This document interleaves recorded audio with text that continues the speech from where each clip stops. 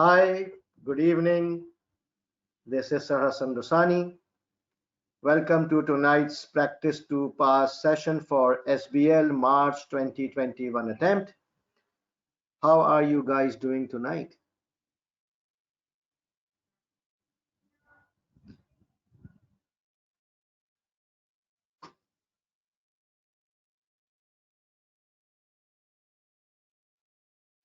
Right, so if you guys can hear me clearly and see my screen clearly, can you please type yes in the question box or in the chat box? Very nice, very nice. Yes, I can see your comments loud and clear.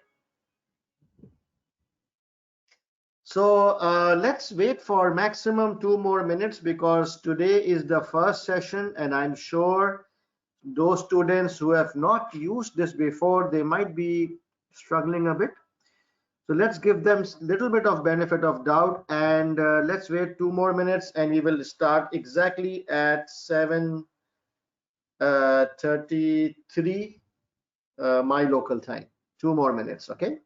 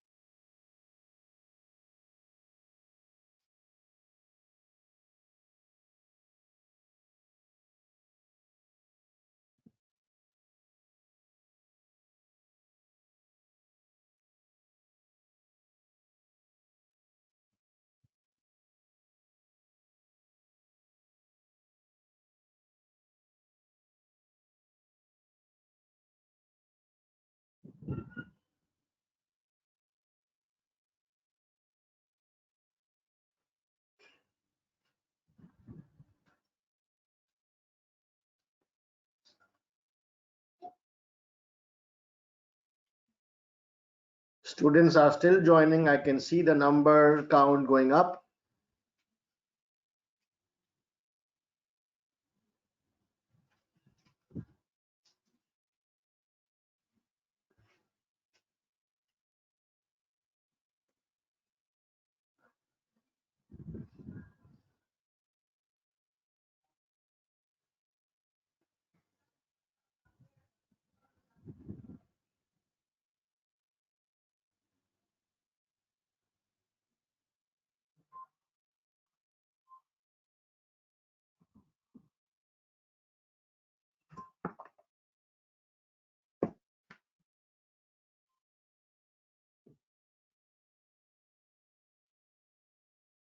All right, so let's start.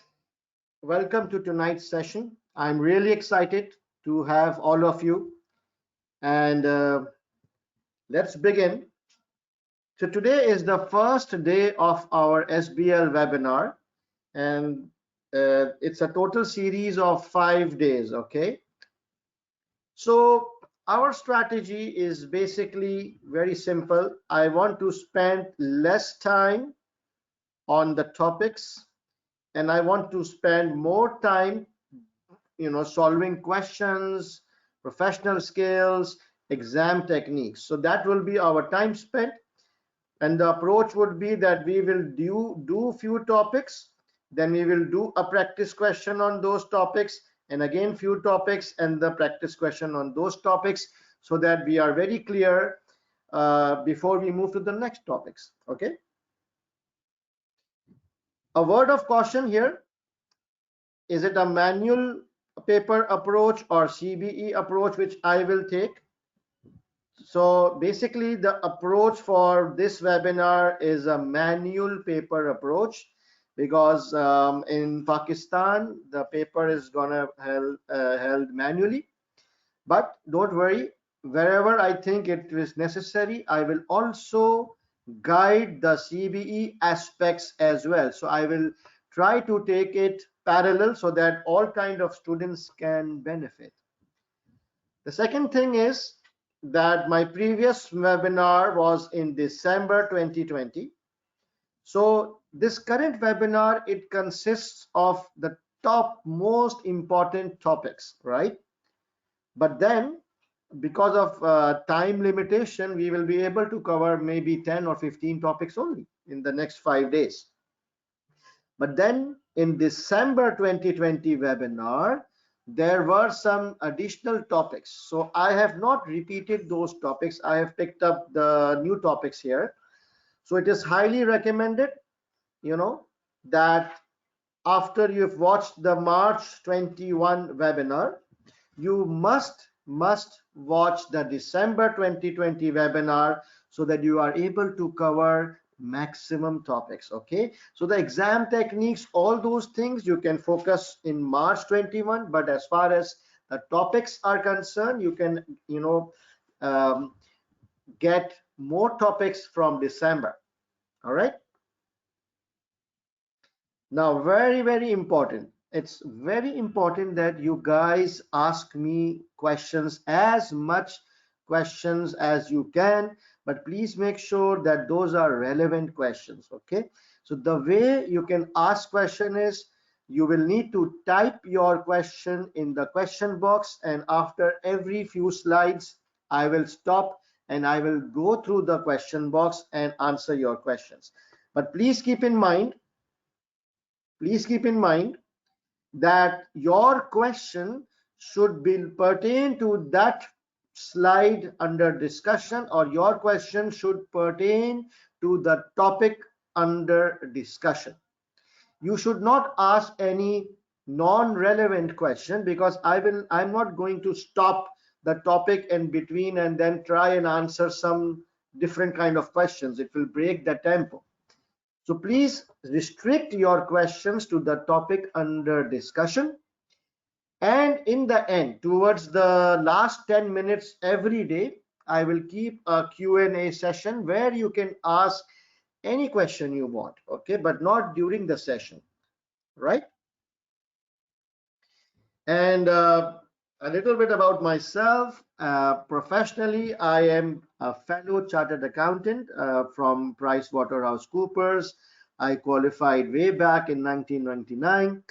And after that, I did several certifications, CMA, CISA, CIA, something in HR, something in marketing. And I've been working, I'm not a full-time teacher, so I've been working in a corporate environment for last 20 years in accounting and auditing professions. And right now, for the last 10 years, I'm working as CFO / director finance in a multinational company in insurance sector.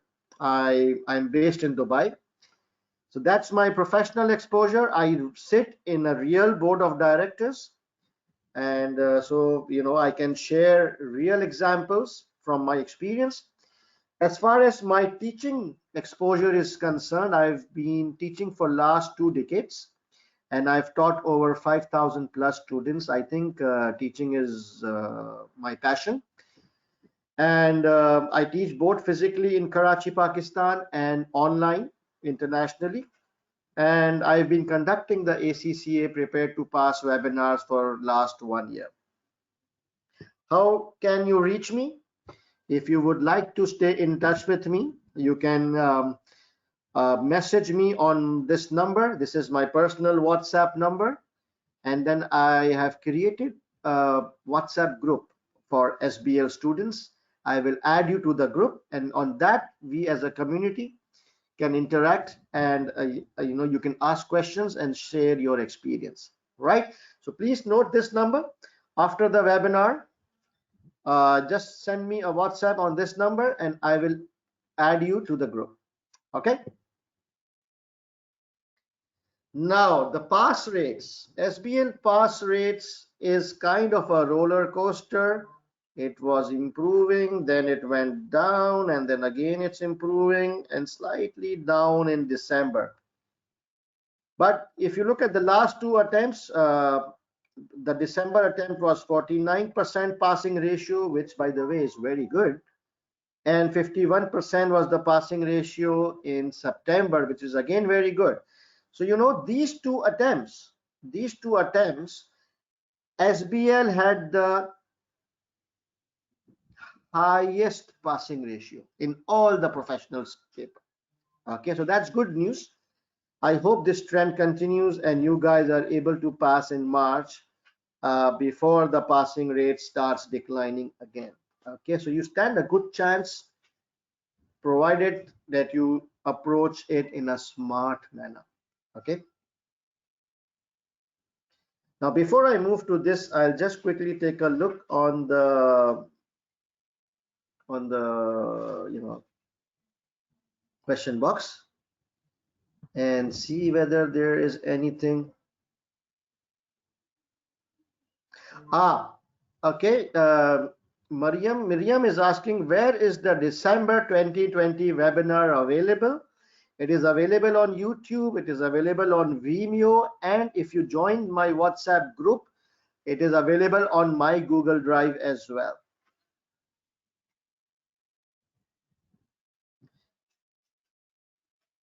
So those of you who are already in the WhatsApp group, no need to join again. It's the same group. I'm just adding more groups. Yes. All right. Good. Now, a lot of students think that SBL is very difficult. Okay. But I would like to correct them here. SBL is not difficult. It is different. It's not difficult. It is different. It is different from any ACCA paper you have given so far. Then how do I say that?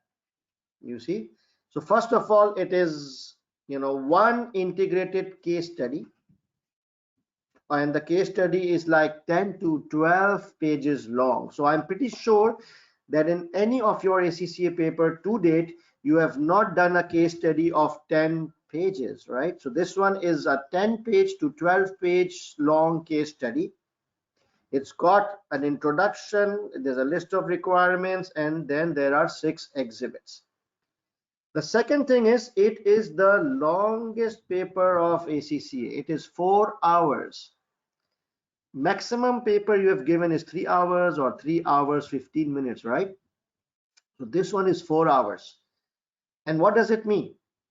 It means that you will be physically tired, dead tired, and you will be mentally very exhausted towards the end of the last hour, right? So we will need to build up the stamina, the physical stamina. People who are writing, they need to write for 4 hours, and the mental stamina to be alert during the entire 4 hours. So that's where the challenge is. And then there is 20 marks for professional skills. Wow. So it's 100 marks paper, out of which 20 marks is professional skills. Now that's really crazy, right?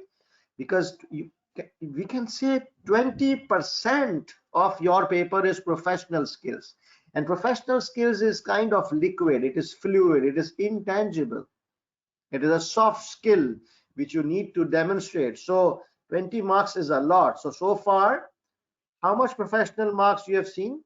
Maybe 4 marks maximum. This one carries 20 marks.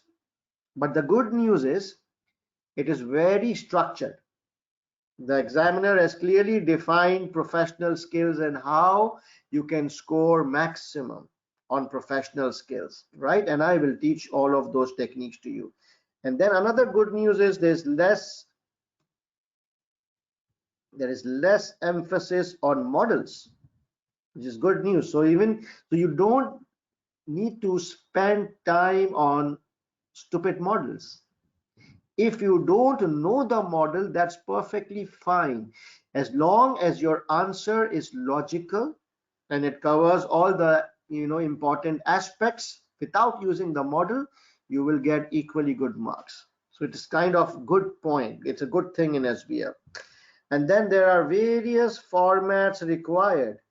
They want you to make a report. They can ask you to make a briefing notes, memos, presentation slides, press release, emails, letters, all those things. So don't worry, I will take you through all these formats. It's pretty simple. Right, so all these things, they make SBL not difficult but different.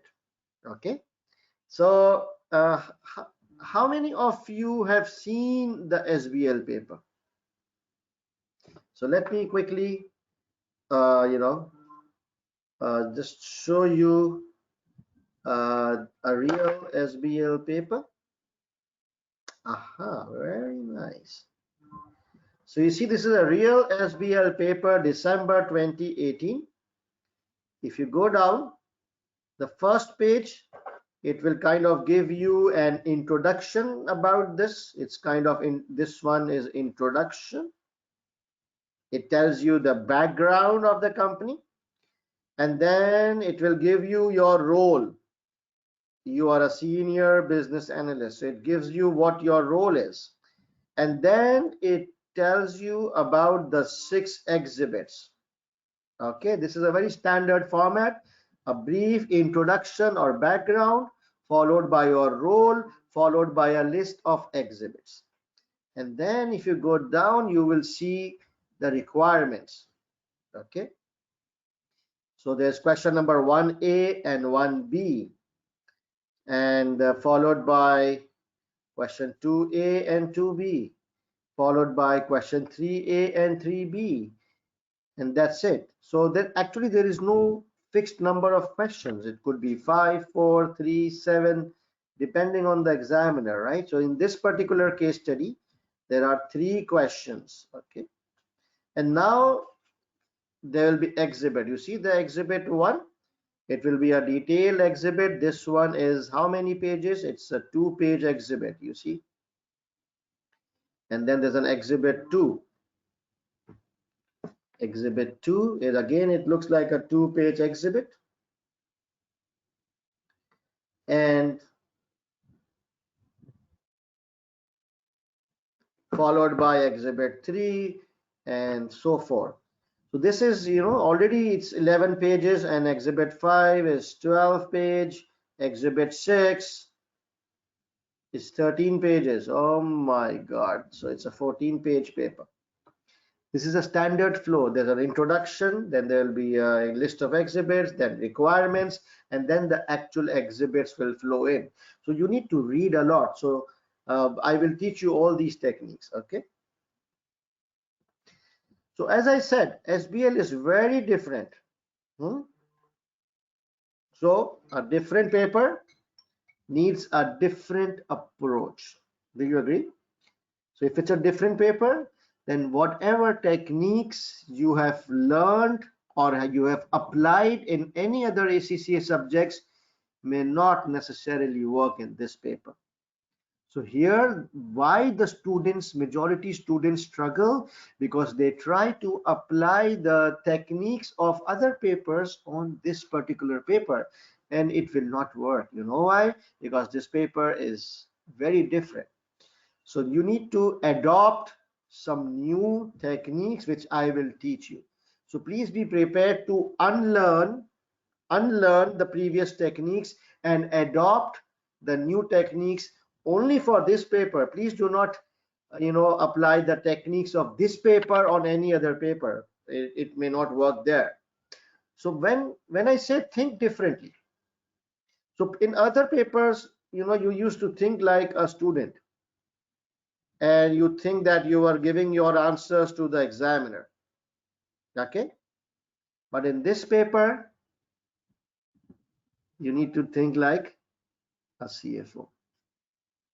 Okay, and you're not giving your answers to the examiner, you are giving your answers to the board of directors. So if you have been asked to write a report, so keep in mind that that report will be read by the board of directors, not by the examiner.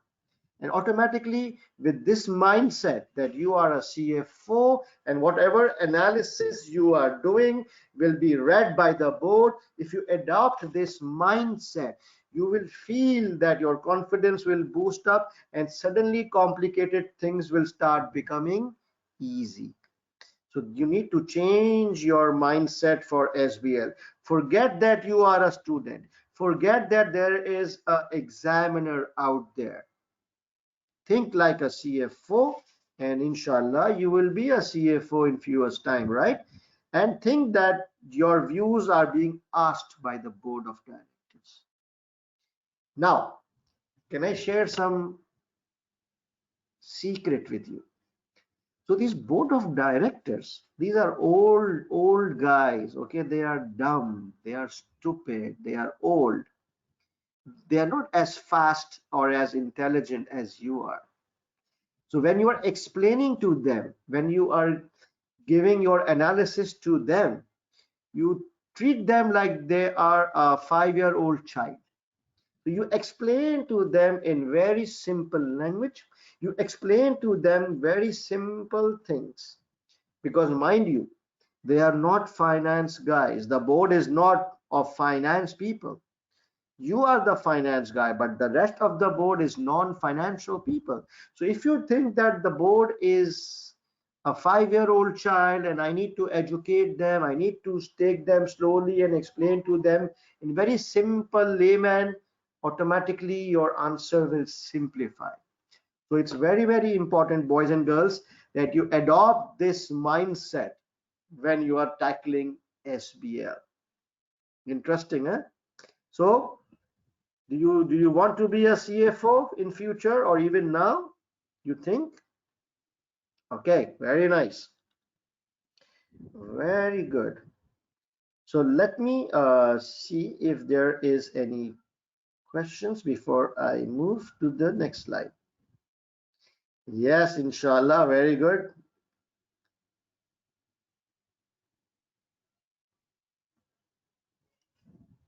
Yes, very nice. Okay, now let's understand why students they fail SBL. Okay, and don't ask me, let's ask the examiner.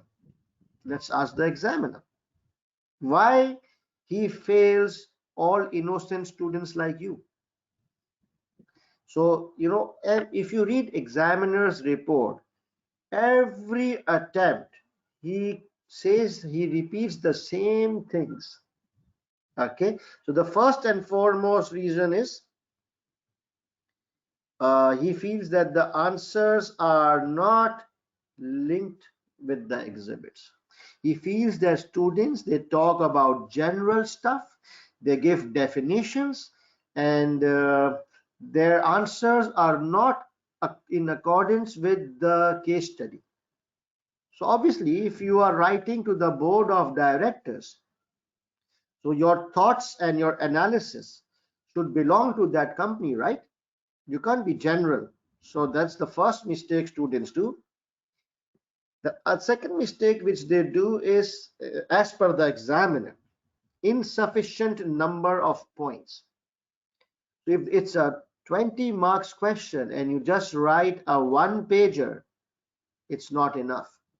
So you need to decide the number of points. If your number of points are insufficient, obviously you will never going to pass the paper, right?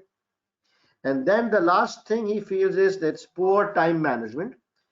And poor time management means that either you were not able to complete the paper, which means that you missed out the last question worth 10 marks, 15 marks, 20 marks, or poor time management also means that although you completed the paper, but the quality of the answer of the last question was really bad. You just, you had 10 minutes and you just scribbled whatever garbage which came in your mind. So again, that shows that there was poor time management even though you completed the paper. These three are the most top 3 reasons why students fail SBL, and I will focus on techniques for these 3 things. How you can fix these things. Okay, and in tonight's webinar I will do the first one, how we can link our answers with the exhibits. Okay, but then look at these comments. Look at these comments. Again, these are comments from the examiner. And I swear, I cannot believe it. Now, the examiner is saying that students not answering complete requirements. Students not paying attention to the formats. Students are giving long paragraphs with multiple points squeezed in that paragraph. Students using models unnecessarily, and they are giving recommendations without justifications. Now, if you are one of those students, if you are doing these mistakes, like maybe they ask you for a report and you don't give a report, or if they ask you for certain requirement and you don't cover all the requirement in your answer, I'm very glad that the examiner doesn't pass you guys. Because if you can't even do these things, then you are not fit to be a CFO. You are not fit to sit in the board of directors. If these basic things you are not able to control, right? So please guys, I will not teach you this. You need to be vigilant enough and mature enough not to make these mistakes. Okay, and I'm sure when you read this you will also laugh that what kind of mistakes are these, but this is the truth. Okay, right. So now how do you study? So you've got like how many days left now? I think 3 weeks, almost 3 weeks is left, right?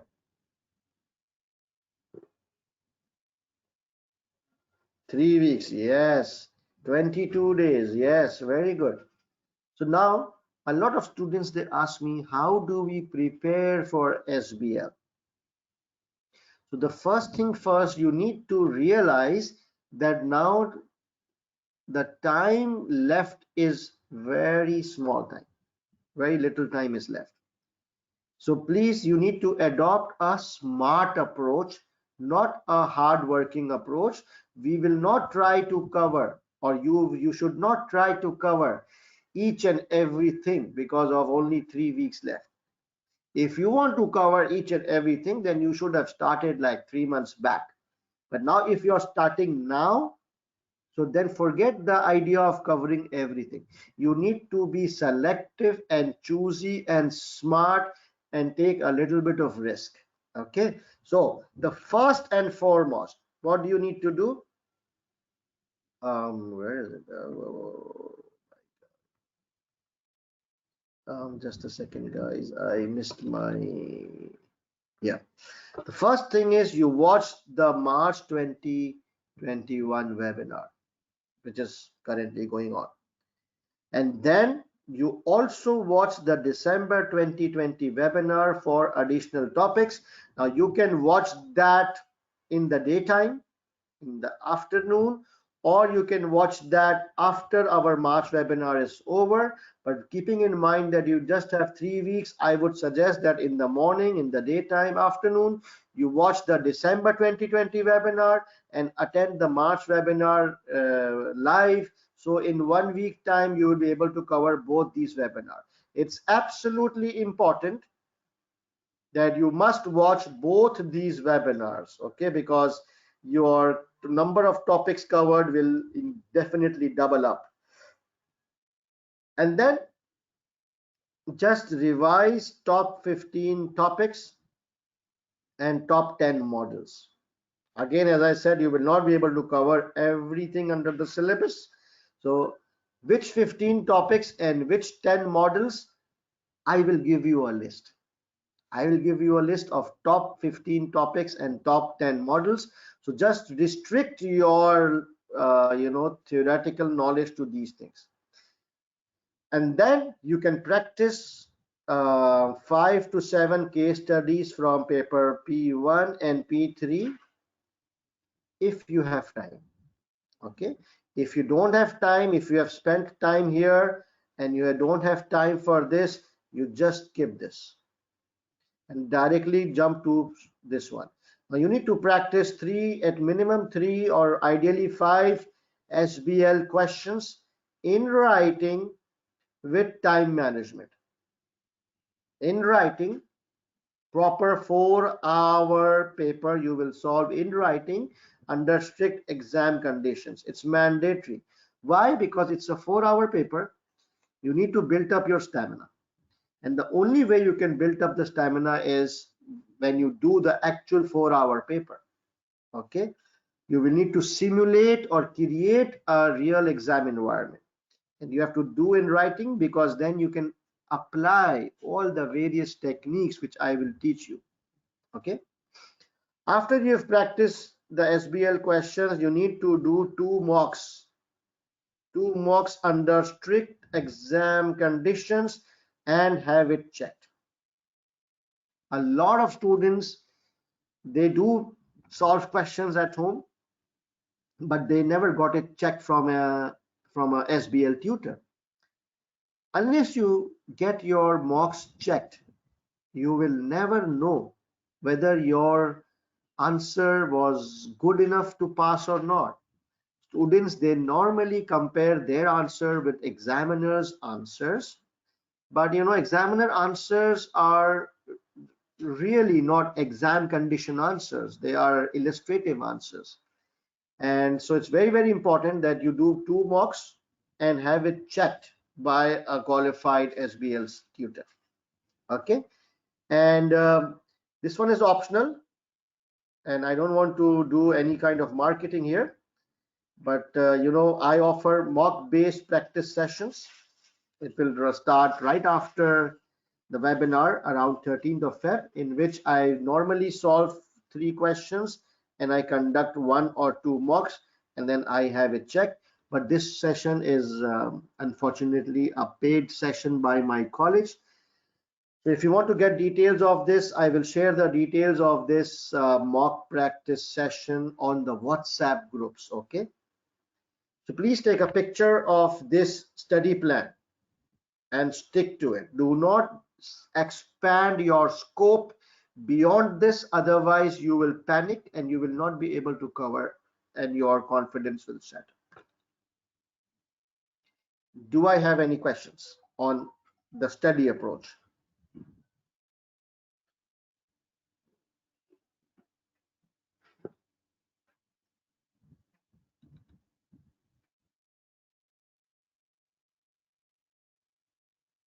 Hussein is saying, what if we are doing CBE? We still need to do the questions in writing? Of course not. Hussein, I don't expect this kind of question from a CFO like you. If you are doing a CBE paper, tell me, how would you practice it?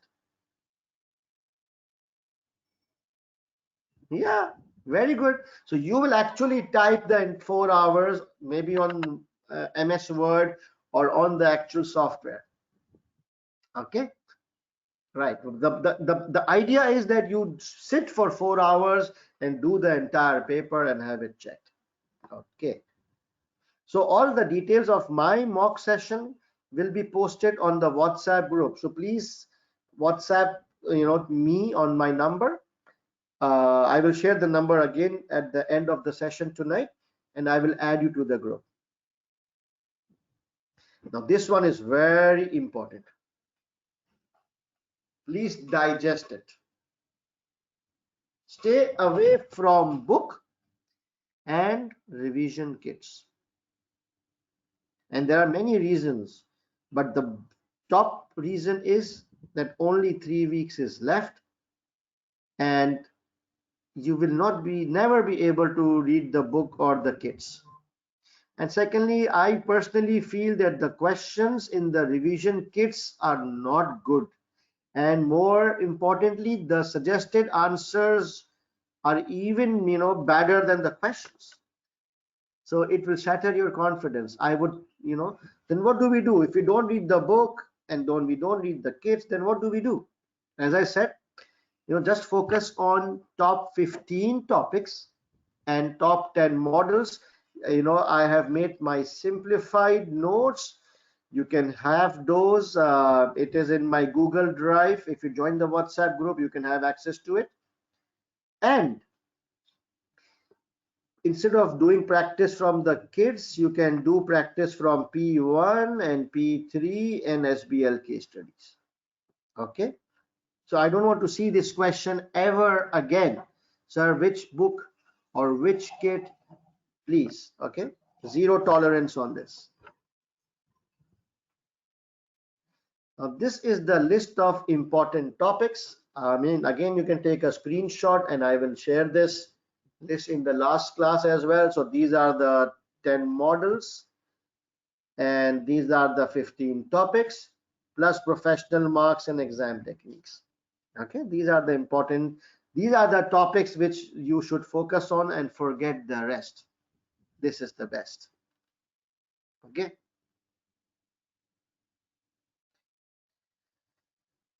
Today's plan, but just let me quickly check out any questions before we start with tonight's action.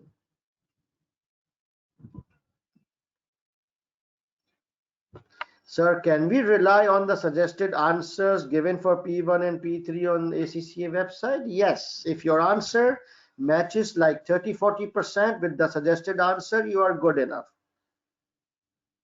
How do we practice individual topic? Forget about it, Abdullah. You don't have time to practice individual topics anymore. Which screen, Deepika? How do we ask questions from tutor? You just type your questions here. Send me link of WhatsApp. No, I will not send you the link of WhatsApp. You WhatsApp me and I will add you.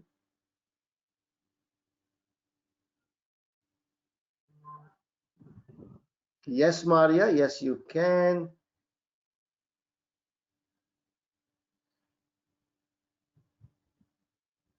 What if I have gone through the September webinars? Do I still need to go through December? Yes, please. I forget about September now. You have to do December and March. Okay. Forget about September now.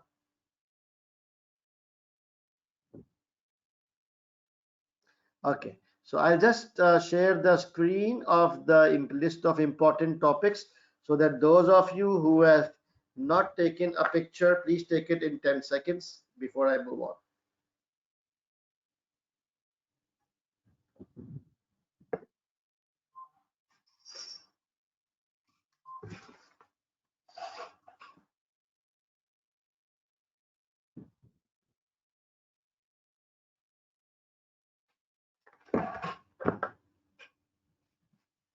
Right. Let's move on. Today's plan. Today, number one, we will talk about exam technique.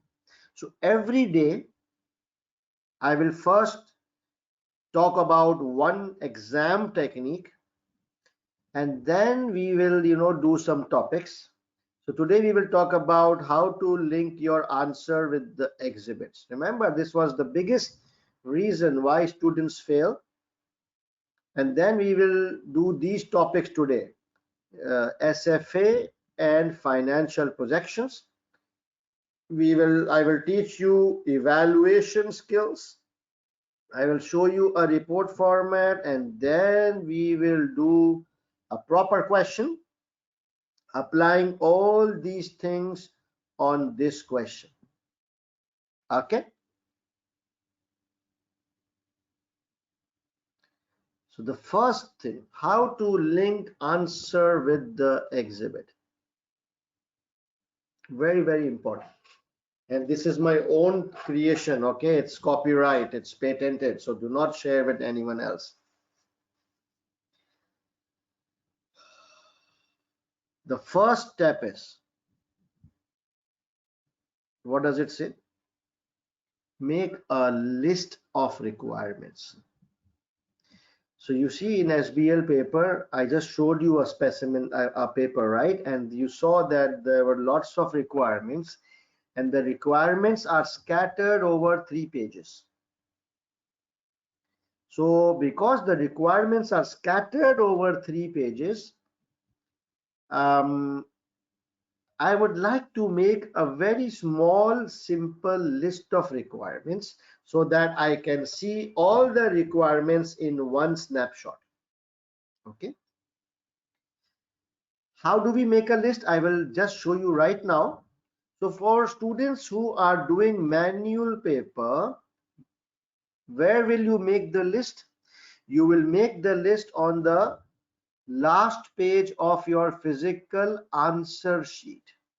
Okay, not on question paper, although it is allowed to write on question paper, but I want you to make the list of requirements on your answer sheet, because then you can keep it parallel. You can keep your answer sheet along while you are reading the case. You have your list of questions in front of you. So on the last page of your physical answer sheet, you will make a small table and make a list of requirements. I will just show you how. CBE students, luckily your life is very easy. If you are giving CBE, you will just copy paste the requirements on your answer sheet. And do you know how to copy paste? Select the question, Control C, or press the icon copy, go to your answer sheet and Control V. That's it. And then you enter 4 or 5 times, and then the second requirement, enter 4 or 5 times, third requirement. So for you it's faster because you are just copy pasting all the requirements from the question paper to your online answer sheet. But for physical students, it will take around 2 minutes to make a physical list on the last page of your physical answer sheet. Got it? So I'll show you the question. The same paper which I showed you. I'll just make a small list so that you get an idea, especially the physical students, how to make a list. So this paper is December 2018. It's an actual paper, huh? And required. So what's the first requirement? The chief business, so I'm reading here. The chief business analyst has asked you to prepare briefing notes for the finance director for consideration at the next board meeting, which discusses the key factors which have enabled Highlight to be successful in its home country of D-Land. That's the first requirement. What do you do? What do the board wants from you? Identify what? The success factors, the factors which have enabled this company to be successful. Got it? So how do I make a list of this? Very simple. I will kind of write question number 1A. Supposing this is my answer sheet. It's my physical answer sheet, right? So you just give a heading,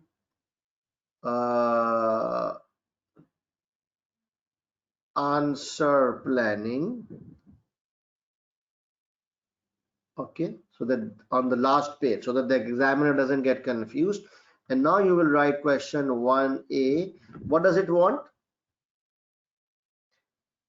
Discusses the key factors which have enabled Highlight to be successful. So can I say discuss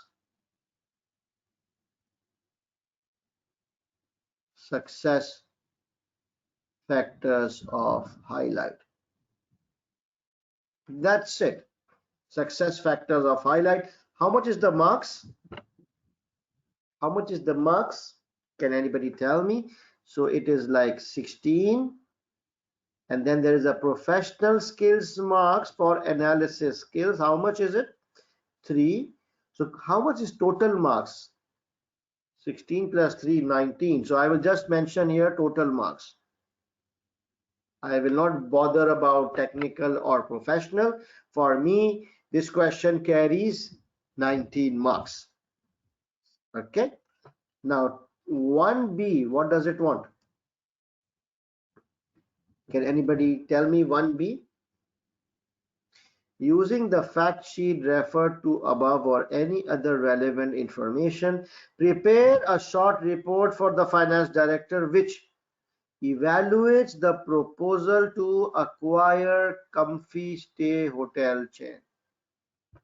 Proposal to evaluate the proposal to acquire Comfy Stay hotel. It's evaluate the proposal to acquire Comfy. How much marks? 16 or 16 plus 4, 19? No, 20. Very good. Now what's question number 2? 2A, prepare a draft press release responding to the criticism assessing the social and environmental impact with a view to reassure its stakeholders of highlight intention, da da da da da. So what do you want? Respond to the criticism assessing the social and environmental impact. Criticism, social, environmental impact. Did you notice that I'm using a lot of abbreviations? Why am I using a lot of abbreviations? Because this is my own list. It's not for the examiner, so I need to save time. How much marks? 10 plus 3, right? No. Yeah, 10 plus 3, 13. One more and then we will end this. 2B. 2B, can anybody tell me the requirement for 2B?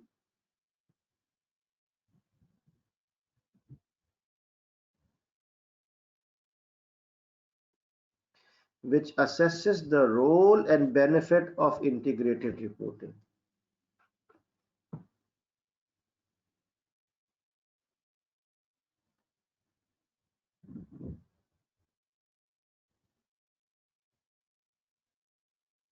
How much marks? 12 plus 3, 15. So this is how you make a list for manual students. Okay. Now what's the advantage of having a list? So in one, so you will have again 3A, 3B, and there is a, that's it, right? So now you exactly know what are the requirements in one snapshot, because in the actual paper the requirements are spread over 2, 3, 4 pages. So I know that I need to look for success factors. I know this. I know that I need to evaluate the proposal for acquisition. I know that I need to look for social and environmental impacts. I know that I need to talk about the role and benefits of integrated reporting and so forth. So at one glance, this list, it will help you in linking your answers with the case. Got it? That's step number 1, that you make a list of requirements. Before I proceed, I'll just check for questions.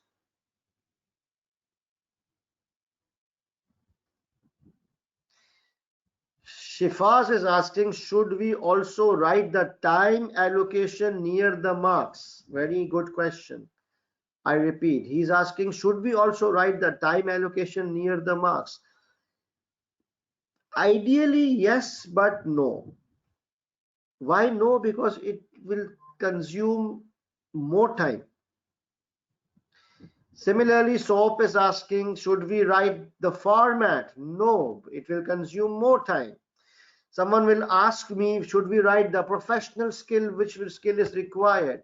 No, it will consume more time. Remember, that list is only for you. The more time you spend on that list, it is a sunk cost. Just a basic list of requirements. You should just know the topics. I will look at the format and the professional skills when I actually attempt that question. Very good.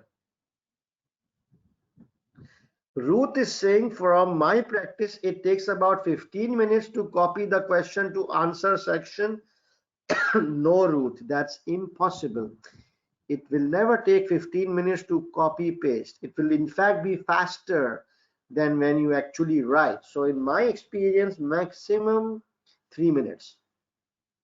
Okay. And if you are spending 15 minutes, there is something wrong with the technique or maybe your software. You just click and copy paste. Click, copy, paste, click, copy, paste. Okay.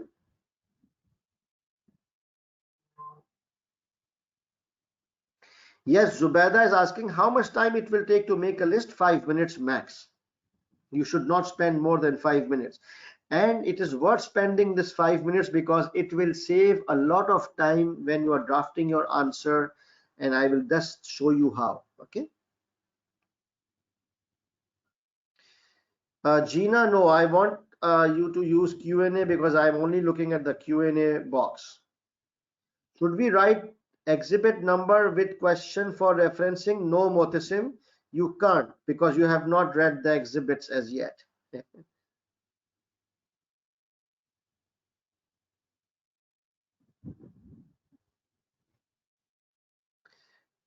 Ashamol, I can see your comments.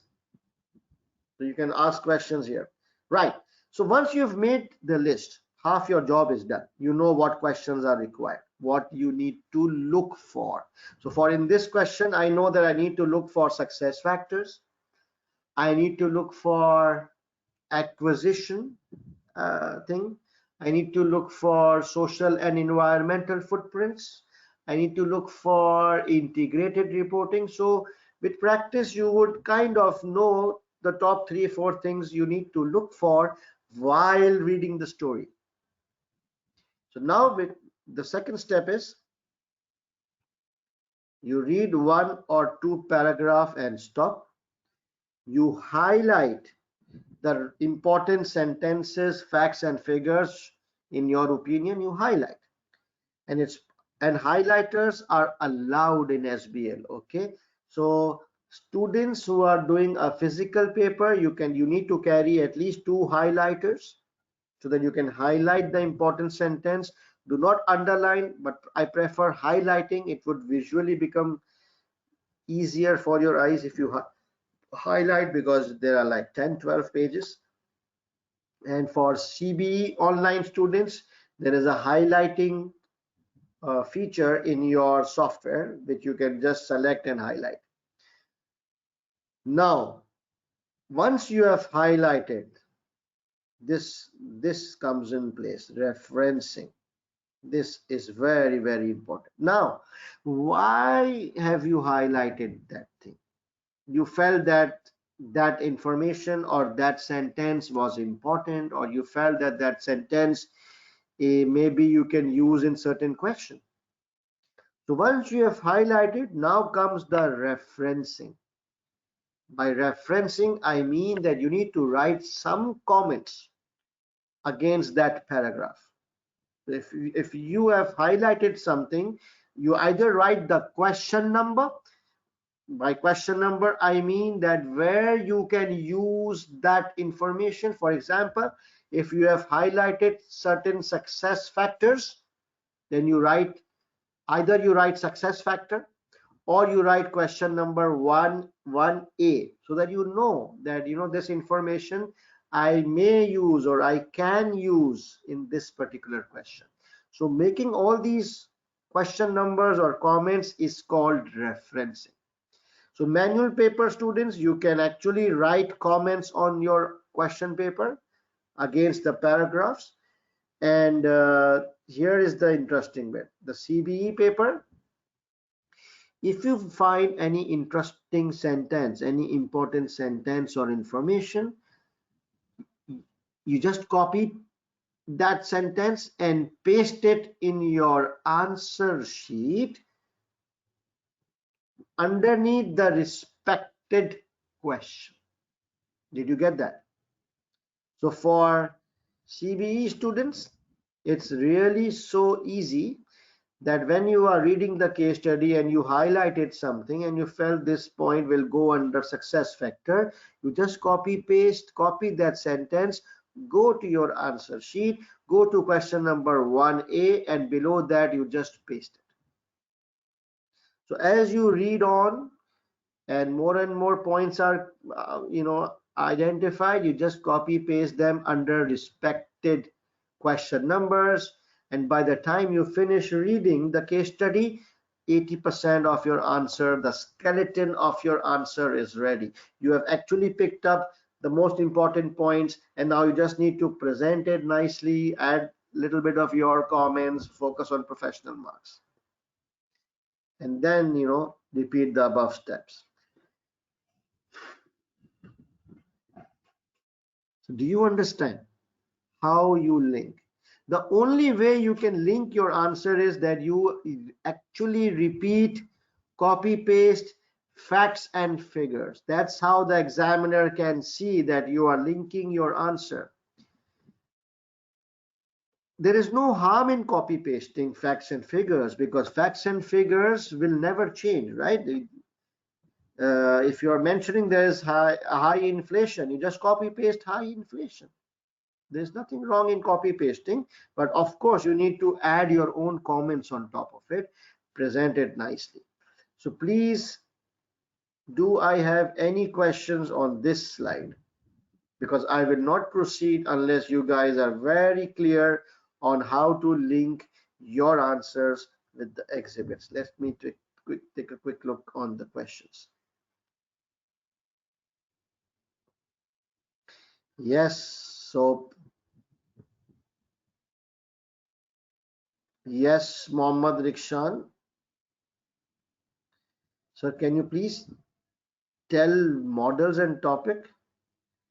Mohammad Ryan, please don't ask questions which are not pertaining to the slide under discussion. I had requested this in the start. All these questions I will ignore and ask. You need to ask them again in the last 15 minutes, okay? So please. Should we change the language of the copy pasted lines, Pratik? Yes and no. Up to you. If your English is good, you can change the language, provided it doesn't take a lot of time. If your English is weak, then please don't waste more time on changing the language.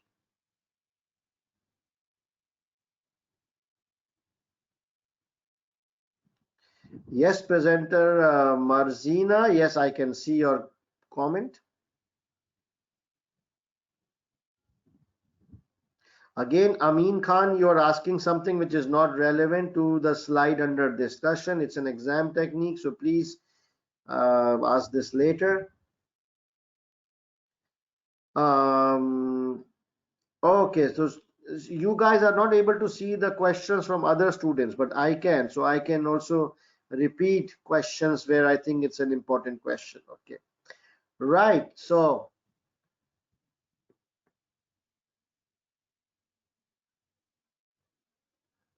it's almost 1 hour. Okay.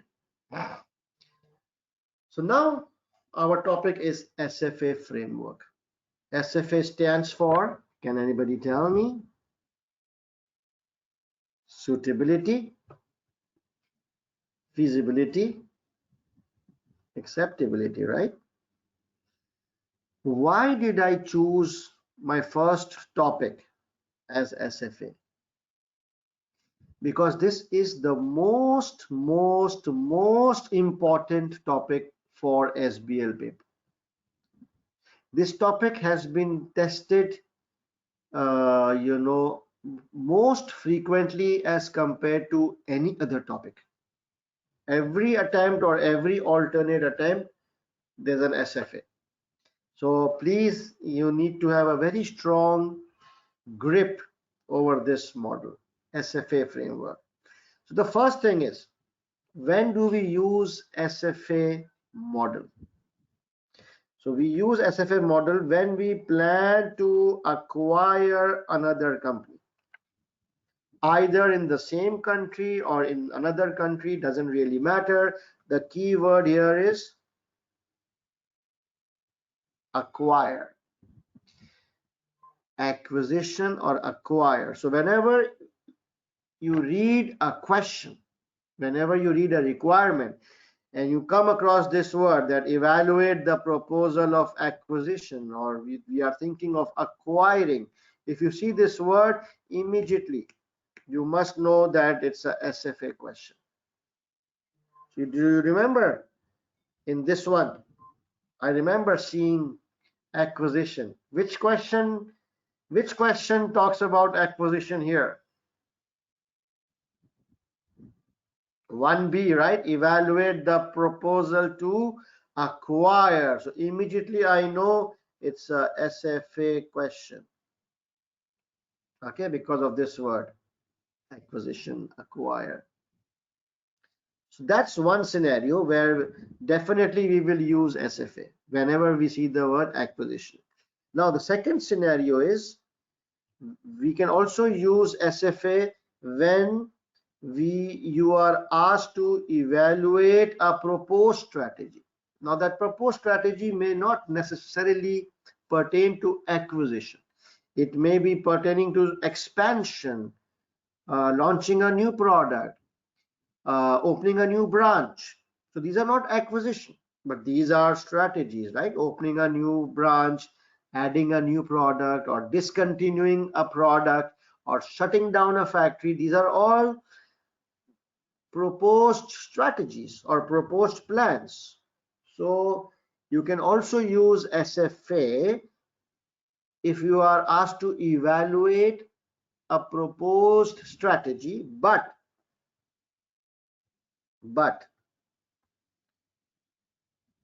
you will not use SFA in your exam conditions.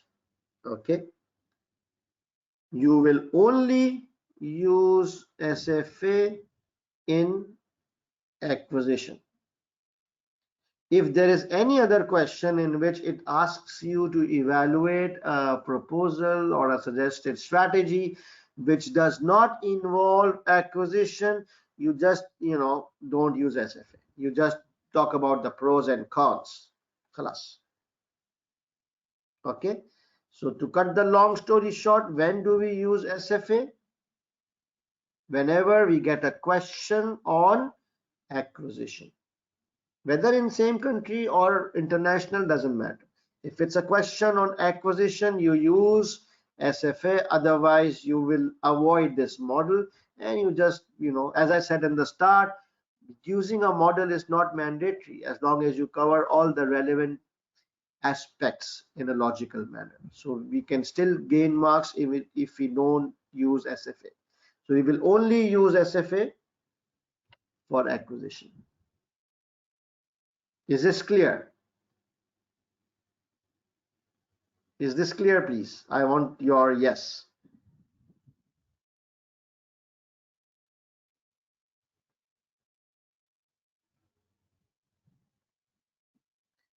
So Claude is asking that if we are asked to evaluate a proposed strategy, and that proposed strategy is not to do with acquisition. Let's say the question says evaluate the proposal of opening another branch. That's not acquisition, right? It's opening another branch. And she's asking that if we use SFA, will we lose marks? No. Why would you lose marks? Again, you're asking like a student versus the examiner. So tell me, if you are the CFO and you're giving the board has asked you to analyze the proposal of adding one more branch, will they fire you if you don't use SFA? Are they interested in the model, or are they interested in logical, comprehensive analysis?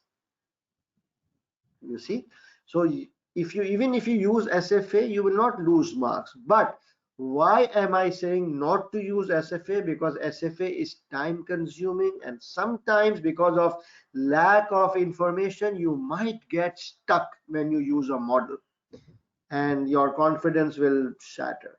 So only for acquisition you focus on SFA. For everything else, talk about the pros and cons and financials without referring to a model. Okay. Yes, Rohit. Very good. If you are the CFO, Rohit is saying, if I am the CFO, I will look at the pros and cons and our resources. Absolutely. Models, what they do is they sometimes they are supposed to make your life easy, and they're supposed to make sure that you cover everything. But if the model gets complicated, then stay away from it. Okay. Very nice.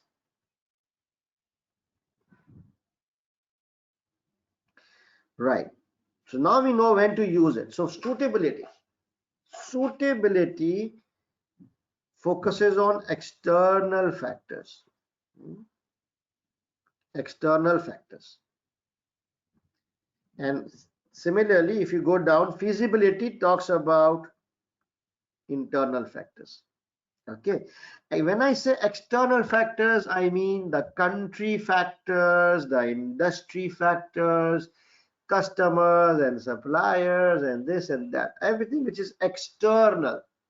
Economy, political situation, technological situation, suppliers, competition, external. But when we talk about internal factors, this is us, our strengths and weaknesses, our human resources, employees, our management experience or expertise or skills, financial resources, our IT and systems, our brand and goodwill. So you understand the basic difference between suitability and feasibility. Suitability focuses on external factors, and feasibility focuses on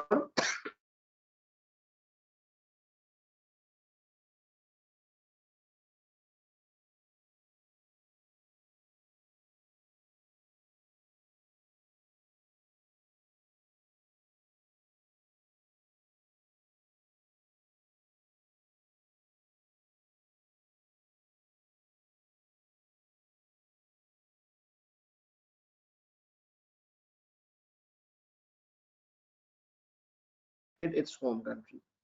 So I need you to cover some points on home country, and all the information about home country external factors will be provided to you. Here, I normally focus on more on challenges or issues. Okay, so why do we think of acquiring another company, either in another country? Either we are facing some problems, my country is mature, or the economy is not good, that's why I'm diversifying into another country. So the first paragraph you need to just copy paste or produce information about home country, pros and cons, but focusing more on cons or the issues. The second paragraph you will focus on the target country. I mean, if it's a case of international acquisition, so you'll talk about target country, and you will talk about pros and cons. Whatever kind of information is available, you will just bring it here and put it here. If it's another city, if it is another city of the same country, then you talk about that city if the information is provided. Okay, I hope you are sensible enough. And then the third subheading would be the target company. Whom am I gonna acquire? Some information will be provided about that company. You just produce it here. Okay, so in this suitability, we have not talked about internal factors. We have not talked about our own strengths and weaknesses. We just focused on home country, which is external. We focused on target country, which is again external, and we focused on target company, which is the one we are planning to acquire. So as of now, they are external. So whatever information is available, you just bring it and present it here in a logical sequence. You don't have to create anything or give your comments here. You just, after that, you will move to feasibility. And as I said, feasibility talks about internal factors, our own capabilities, our own strengths and weaknesses, with regards to this proposed strategy. So the number one thing we need to talk about is human resource or expertise. We always start from human resource or our experience or expertise or competencies. Then we will talk about our financial resources. Then we will talk about our IT. We'll talk about our brand. So these are the four standard things which you should always talk about when you are supposed to do an internal analysis. What are the four things? You will look at human resource, financial resource, IT, brand. Come on, repeat with me. Human resource, financial resource, IT, brand. One last time. Human resource, financial resource, IT, brand. These are the four things, four pillars, internal pillars on which a company stands. So in human resource, what do we look? We look for this. Do we have acquisition experience from the past? Yes, no. Okay. Do we have experience of managing similar businesses? Yes, no. Do we have experience of working in an overseas country? Yes, no. These are certain basic questions. If I am thinking of acquiring McDonald's in Zimbabwe, do I have acquisition experience in the past, or this is my first acquisition? If I don't have experience of acquisition in the past, I will flag it to the board. I will tell the board, listen, Mr. Oldies, it's good that we are thinking of acquiring, but I'm afraid we don't have any prior experience of acquisition, and acquisition is complicated, by the way, so we will need to hire any consultant or outsource to Price Waterhouse or McKinsey or any firm specializing in acquisition. Then do we have any experience of managing McDonald kind of business? Yes or no? And thirdly, do we have any experience of working outside our home country? Yes or no? So these are the three aspects which you need to talk about. Financial resources, do we have the funds to acquire? So we are talking about acquisition, but what if we don't have money in the pocket? We are just wasting everybody's time, right? So do we have the funds?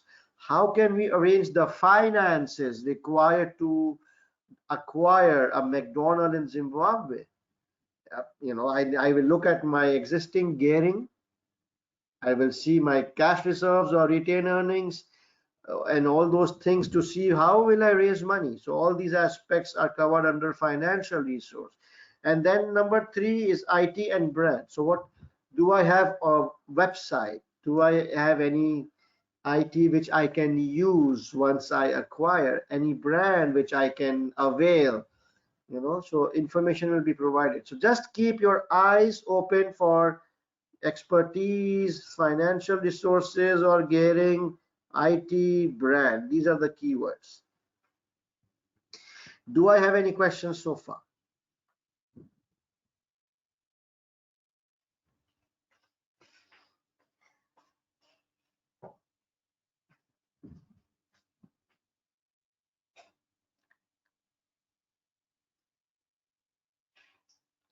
Sir, if we don't have experience in similar business, should I suggest that a management consultant be engaged? Yes.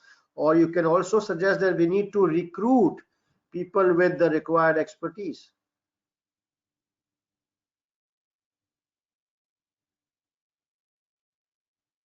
Oh my God, most of you were not able to hear, huh? Okay, I hope it's fixed now. Okay, I'll just quickly repeat it, no problem. So in the first bit, we talk about our experience, expertise. Second bit, we need to talk about, do we have the funds to acquire another company? How are we going to raise the finance? You look at your retained earnings, cash reserves, you look at your gearing ratios. And lastly, you will see whether you have any technology or website or brand which you can use to your advantage once you set up the business there. Synergies, right? Okay. The last one, acceptability. This acceptability is largely focuses on the financial aspects of acquisition. Financial projection. Does it make financial sense to acquire? What's the payback? What's the NPV? What's the IRR? How does the balance sheet P&L of the target company looks like? All this is covered in acceptability. But the first thing we look at is, will our shareholders accept the proposed strategy? Okay, that's very important. Just a minute, guys.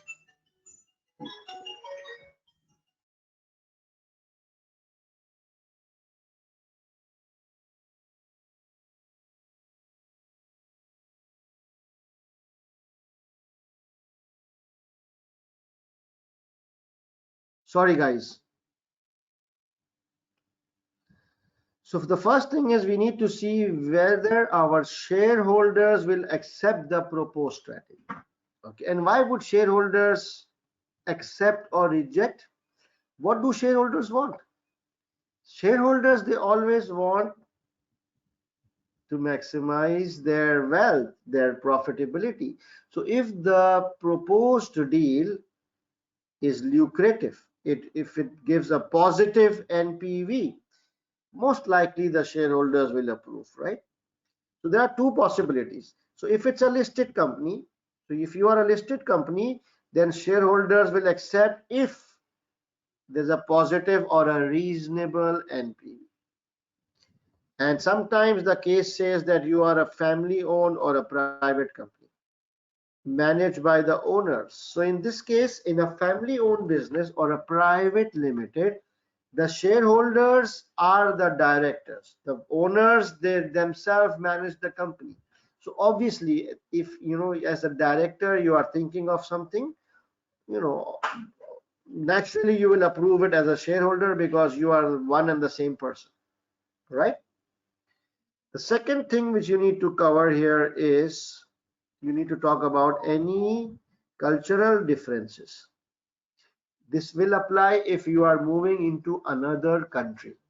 Maybe the culture is not different in a same country, but if you are moving into another country for acquisition, you need to just write one sentence saying that since ABC is another country, we need to consider any cultural differences. That's it.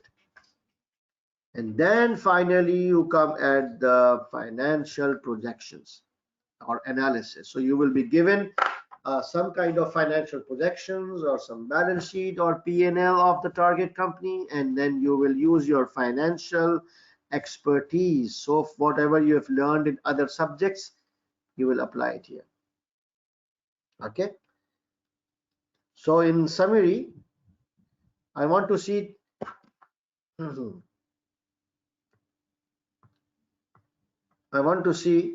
sorry guys, three paragraphs in suitability, one for home country, one for target country, one for target company. I want to see three broad subheadings for feasibility, one on human resource or experience or expertise, the second on financial resources, and the third one on IT and brand. And the third acceptability, I want to see again three subheadings. One is shareholder acceptability, the second one is cultural differences if another country is involved, and the third one is a financial analysis. Okay, now the $1 million question: conclusion required or not? Should we give a conclusion? So it's very simple, and I'm highlighting in red. Okay, I'm highlighting in red. Can you read it? Avoid conclusion if the question does not specifically ask for conclusion. Please get this out from your system. Avoid conclusion. Even if you are making a report for exam purposes, avoid conclusion, because you will lose extra time in writing conclusion. It's not easy to write conclusions, okay, unless the question specifically says, evaluate the proposal and give your recommendation or including a conclusion, then of course you need to do it. But if the question is silent, take advantage and do not give any conclusion, okay? Zero tolerance. I don't want to hear this question again.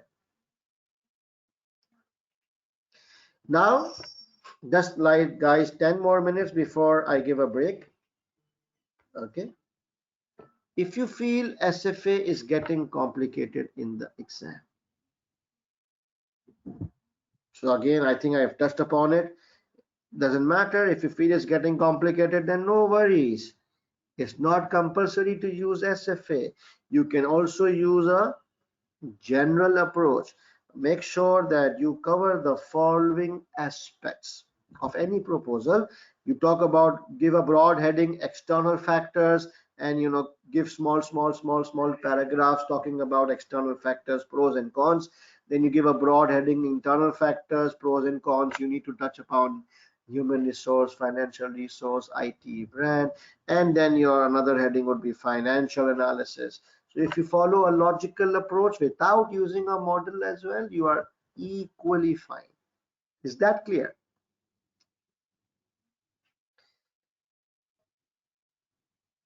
Okay, the last thing is, we've got like 10 minutes almost before the break. Okay, so we are done with SFA.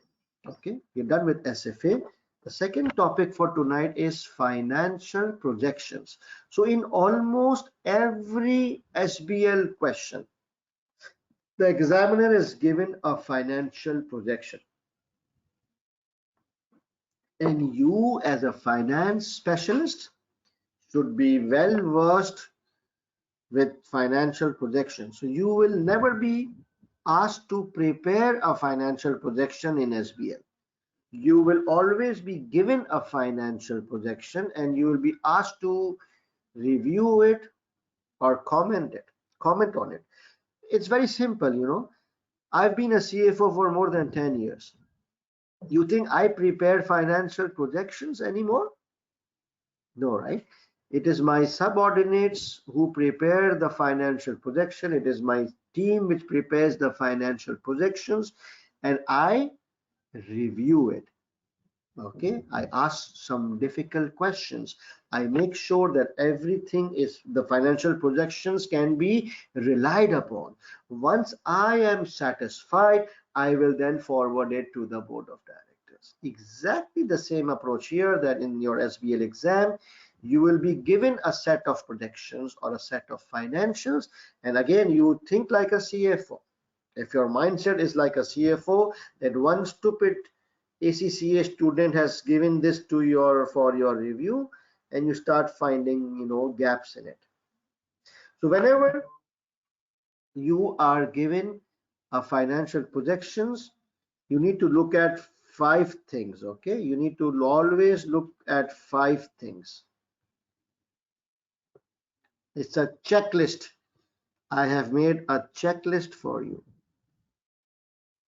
Okay, that whenever you see a projections, immediately bring in mind these 5 things. Number one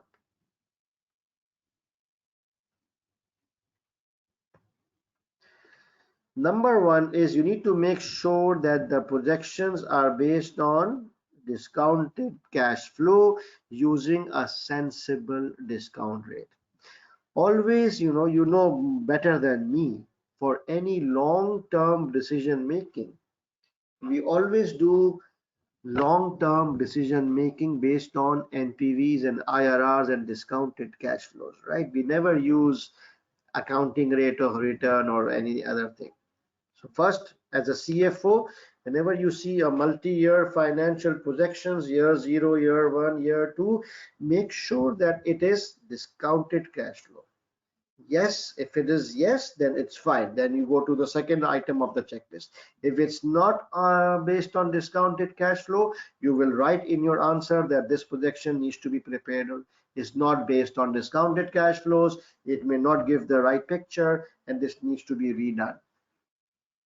Second item is you will calculate simple payback period. It will just to impress the examiner. I would like, as a CFO, I would like to know how many years our initial investment will be recovered. So if the payback is given in the projections, it's good. If it's not given, I would suggest that you quickly calculate the payback and mention in your answer. It will give an examiner, you might get an extra point on that. Okay, but the word is simple payback. Do not complicate your life. Non-discounted cash flows. Okay, just take the before discounting cash flow, calculate the payback roughly. You can say the payback is slightly over 4 years. The payback is just under 6 years. You don't have to be accurate to do this decimal places. Just a high level idea of what's the payback in number of years. The third thing is you need to review assumptions for any apparent stupidity. So you know that all financial projections, they are based on certain assumptions, and most of the time the assumptions are mentioned in your case study. You need to read the assumptions to make sure that the assumptions are in line with the case study. If there is something out of the place, then you need to question that assumption. For example, in one of the questions, it was mentioned that we will be eligible for significant government grants, right? But in the projections, there was no government grants included in the projections. So I would obviously point it out that since we are eligible for government grants, why government grants has not been included in the cash flows. So you need to just make sure that the assumptions make some logical sense. Okay, the fourth one is tax implication.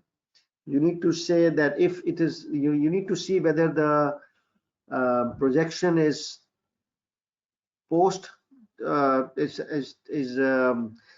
taken into consideration tax implications or not. Is it pre-tax or post-tax? If it is post-tax, then it's good. If it's not post-tax, then you need to mention on your answer sheet that the projections needs to be tax impact needs to be considered in the projections. That's it. And finally, you would always recommend a sensitivity analysis. You just write 2 lines saying that a sensitivity analysis should be performed. What is a sensitivity analysis? You do various scenarios. What if this happens? What if the cost goes up by 10%? So you do various scenarios to see all possible outcomes. So you just mention this word sensitivity analysis and you will definitely get 1 extra mark. So this 5-item checklist you need to know. Okay, so do I have any questions on SFA and financial projections before we start our question and before we go on a break?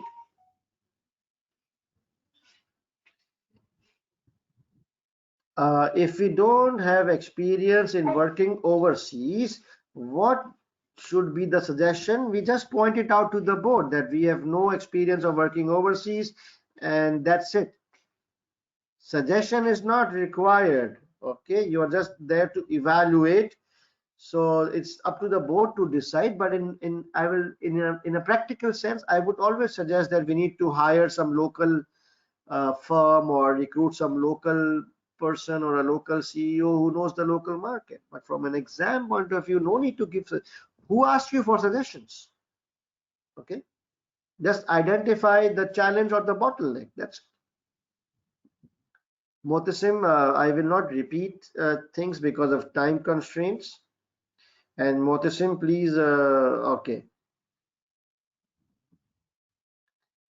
Rikshan, no. Rikshan is saying for sensitivity analysis, do we need to give some examples? No.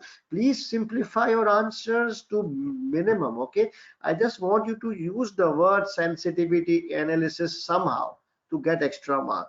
Do not expand because we are really struggling for time in the exam.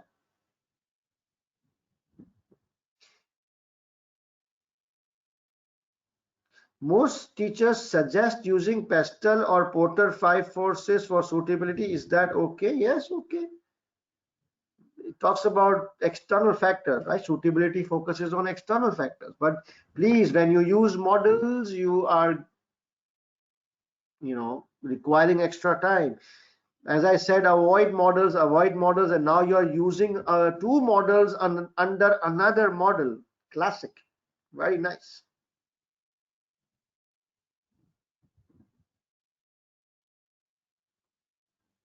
I'm just reading, and if I see any sensible question, I will reply. How do you know what's a sensible discount rate? I mean, I don't know, maybe 10%, 12%. It must be given. Something will be given. If it's 1%, then I would question it. But if it is 10%, 8%, 12%, it's sensible, right? Please ask sensible questions.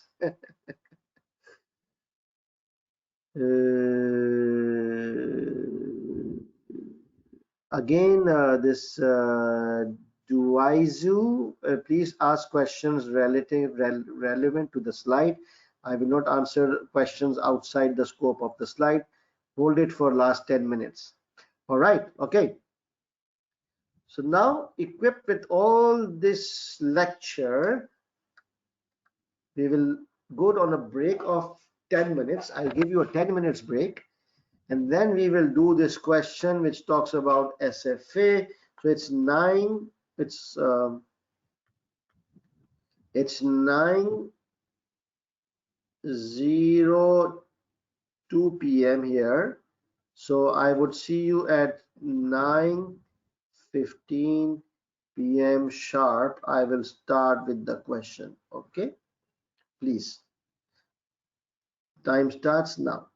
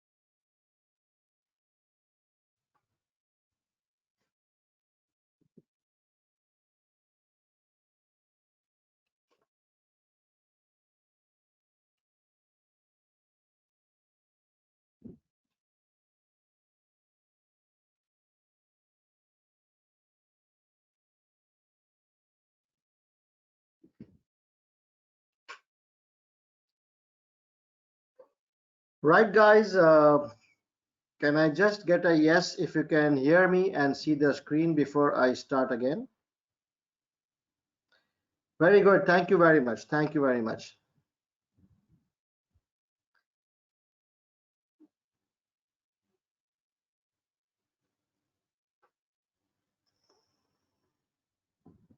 Okay.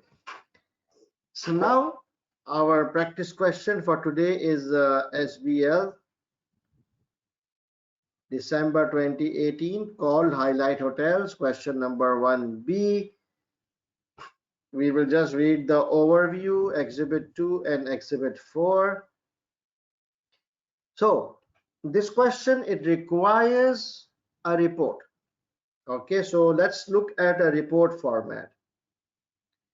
A report format is that first of all, you will give a big heading, report, on the center of your page. Okay, it has to be big, underlined, inverted. Uh, Preferably, you must always start from a fresh page. So big report. So the examiner should be clearly able to see it's a report, or if it's a briefing paper, then it must say a briefing paper. That's the main heading. And then there will be a two. In two, you will need to write the addressee, and where you will get the addressee from the question. Whoever has asked you to prepare this report, write the name or the designation of that person. From, it will be your role. You know, this word is very important, your role. Please don't write your name, Shah Rukh Khan. No.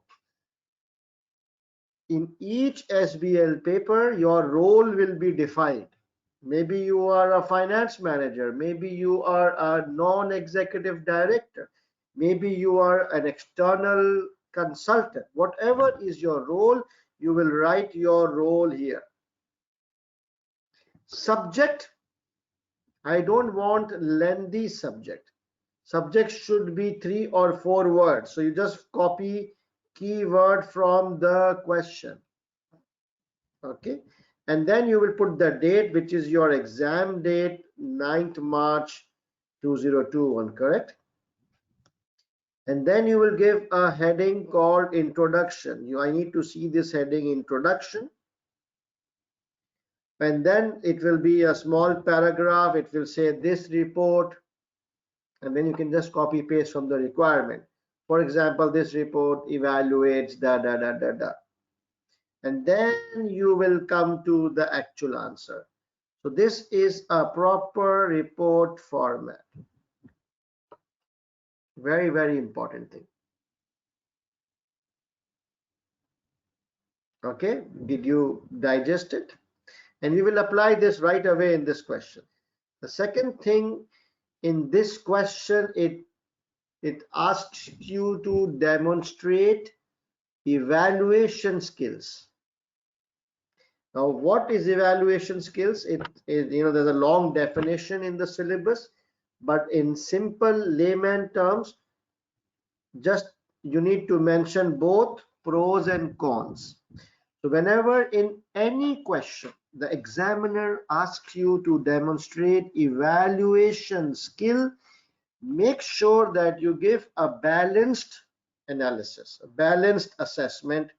And by balance, what do I mean? That you cover both pros and cons. Do not give a one-sided story.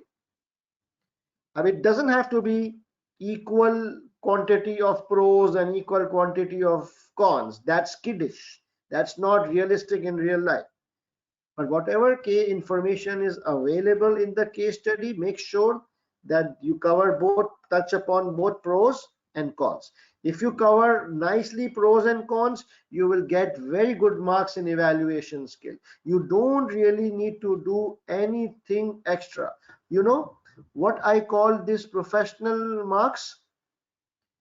How much is professional marks? 20, right? Out of 100, 20 marks is professional marks. I don't call them professional marks. Okay, let me write. Professional marks is 20. But I don't call them professional marks. No, no, no, sir. I call them cash marks. Why do I call them cash marks? Because they are easy to score. They are low hanging fruit. You don't need to know any topic of the syllabus to avail this. All you need to know is how to grab it. So for example, if it says demonstrate evaluation skill, just make sure that you cover both, tell me, both pros and cons, and you will get evaluation marks. Halas, cash marks. Okay, clear? Now with this, we will go to our question, which is December 2018. Let me quickly open it here.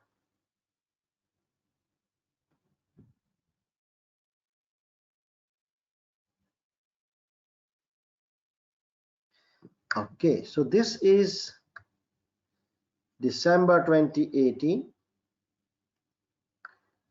And as usual, it's the standard format. There is a background, there's a list of exhibits, and then there's a requirement, and then there is certain exhibits, right? Okay, so what's the requirement here? So we will just do question number 1B. The board of highlight has identified an existing chain of hotels called Comfy Stay located in Villandia, which it is considering acquiring. So we are highlight hotels, and we have identified a hotel called Comfy Stay. Where is this? It is in a country called Villandia. The chief business analyst has passed you a fact sheet which he prepared containing data relating to the proposed acquisition. Required. Using the fact sheet referred above and any other relevant information, prepare a report. You see this? Prepare a report for the finance director. Who? Finance director, which evaluates the proposal to acquire the Comfy Stay hotel chain. Prepare a report which evaluates the proposal to acquire Comfy Stay hotel chain, and read this. Professional marks, skills marks are available for demonstrating evaluation skills in presenting a balanced and objective appraisal of the relevant information relating to the proposed acquisition. So the examiner also gives you a hint that what he expects you to cover here. He says that you need to demonstrate evaluation skill. How? By presenting a balanced and objective appraisal of the information. So evaluation skill. How much marks? 16 plus 4, 20. You see how much is cash marks? Cash marks is 4. If you just know how to grab it, you will never fail in SBL. Cash marks 4. Okay, very good. So we know which model we will apply here. Well, I know which model, but how do you know which model should be applied here? What is the key word?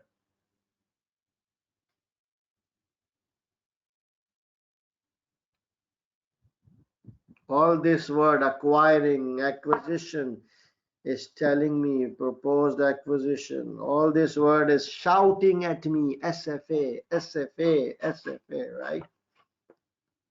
20 marks SFA, it's worth it. SFA will never be 10 marks or 12 marks. It's too much to do in SFA for 10 marks. 20 marks makes sense. So right, SFA, 3 things: suitability, feasibility. Let me open it. Suitability, feasibility. Oh my God, it's so dirty. I want to rub it, clean it.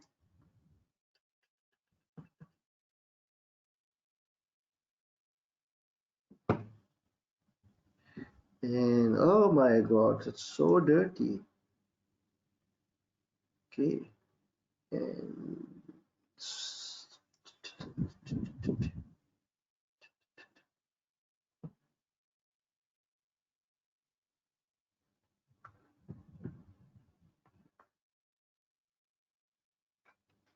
right. So suitability, we need to identify information on home country.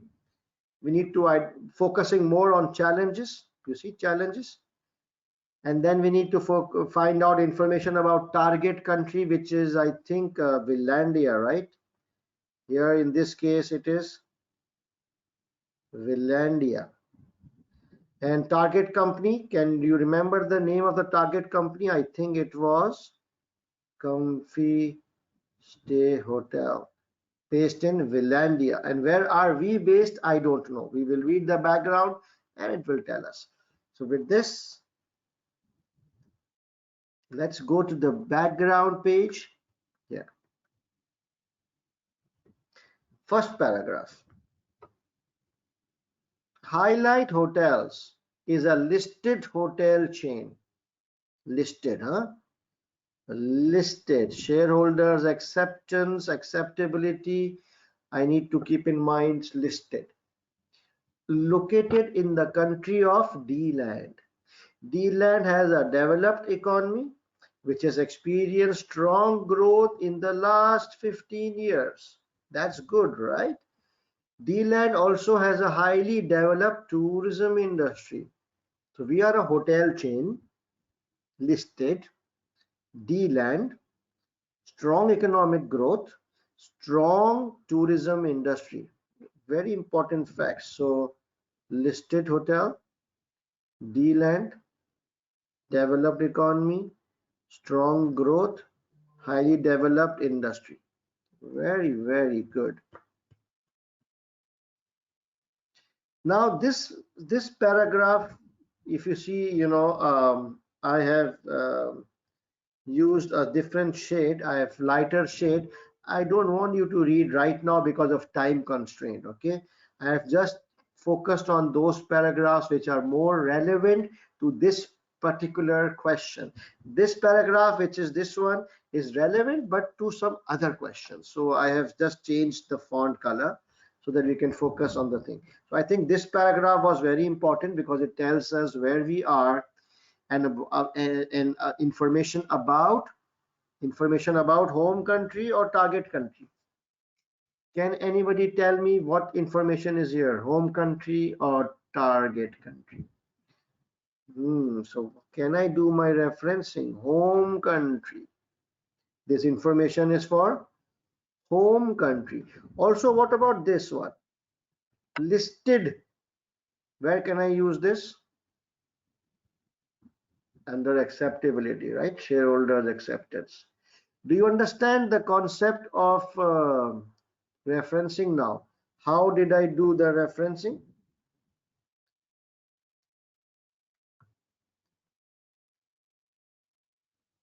Listed hotel is acceptability, and this paragraph gives me information about home country. Do I have any questions?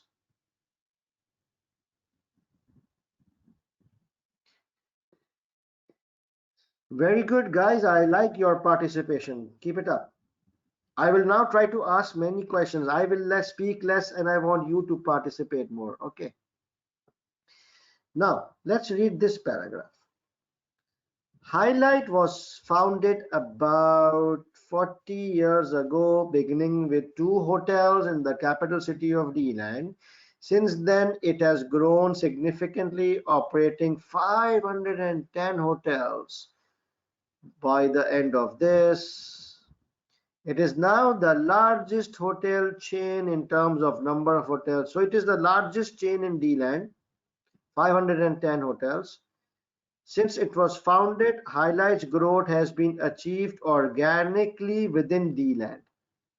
with investment being gradually made in new highlight brand hotels every year throughout D-land. So it's D-land, D-land, D-land. It's only D-land. I don't think they have worked outside D-land. It feels like it. Although it is currently the leading hotel brand, Highlight faces fierce competition from several home-based and international hotel chains. Interesting. So we operate 510 hotels. We are the largest hotel chain, and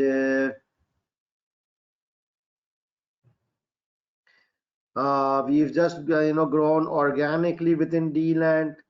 Organically means no acquisition. We are just growing on our own without acquiring. So we don't have any experience of acquisition. We don't have any experience of running business outside D-land. If we are a leading brand in D-land, we face fierce competition from several. Now, we face fierce competition. This fierce competition is good or bad? It's bad. Internal or external? External. Can I say home country? Can I put this is one of the challenges which I might be facing? And this one tells me about my HR or experience. Got it? So you read, you highlight, you stop, and then you think, where can I use this highlighted information? Why the hell I have highlighted? If I feel it's important, then let's use it somewhere. So then I thought fierce competition. Okay, I can use this information under home country because I need to talk about challenges there. And then it says next paragraph. In the last 10 years, Highlight has made significant investments in web-based technology. Technology, where can it go? Internal, external, technologies? I don't remember. Technology. Can anybody tell me technology where I can use it? Yeah? Wow. See? Very simple. Technology, it's web-based, made significant investment in web-based technology. We have a website. Highlight operates with low number of staff, highly trained. So I wanted this for technology, this paragraph. I will say technology. We have, okay. Now this is very important.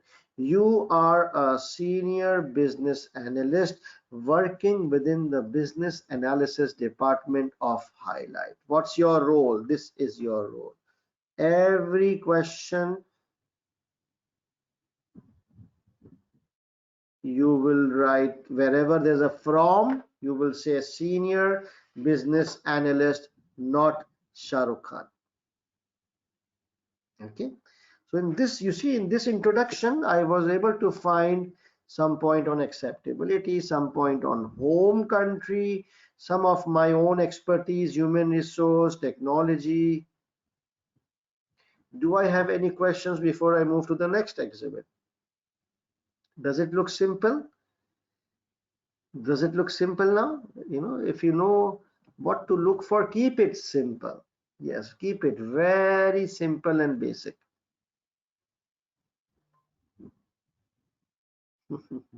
No, I don't like SRK. He's my competitor. Yes, Anu, I'm able to see your questions.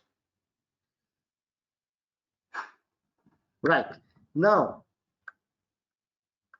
let's go to the exhibit 2, which is D-land hotel industry. Exhibit 2 was also given, and it tells you about D-land hotel industry. So D-land is what? Home country, right?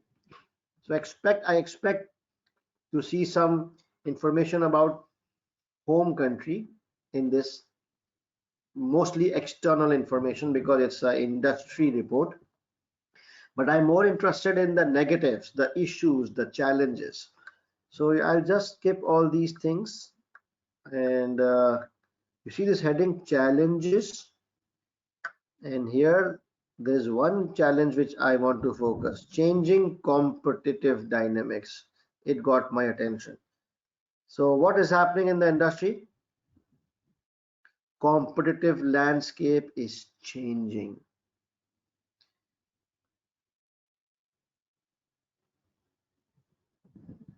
The nature of competition is changing. New business models are emerging. Okay. Evident trend is increasing consolidation, especially among hotels. Enough. So this I can use in home country challenges. Now we come at some fact sheet which has been provided to you as exhibit 3. So far, what did you find? We just talked about home country information, home country technology, human resource, internal factors, acceptability. Now, nothing so far on Villandia or the target country.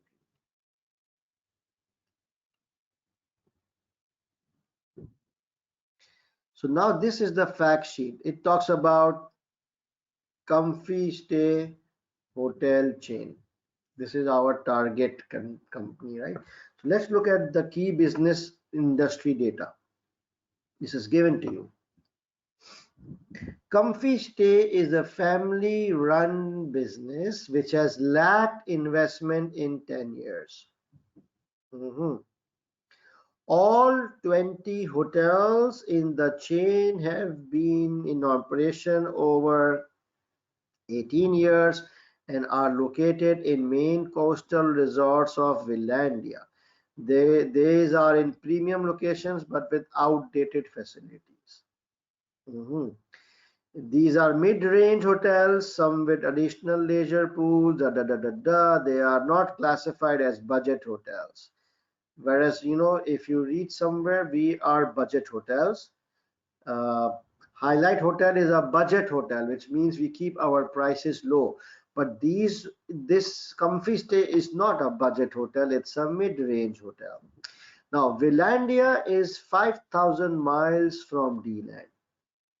It has a developing economy, but low wage rates, and there is some evidence of poor management practices in the country, some evidence of use of underage labor, minors in the hotel industry has been found. So this information is about Villandia. Villandia has a thriving tourism industry. Interesting. So first thing, this home Comfy Stay hotel, these 3 bullets, can anybody tell me, is this home country, target country, or target company information? What do you think? Comfy Stay, these 3 bullets, target country or target company? Yes, excellent guys, impressed. I am impressed. So it's target company.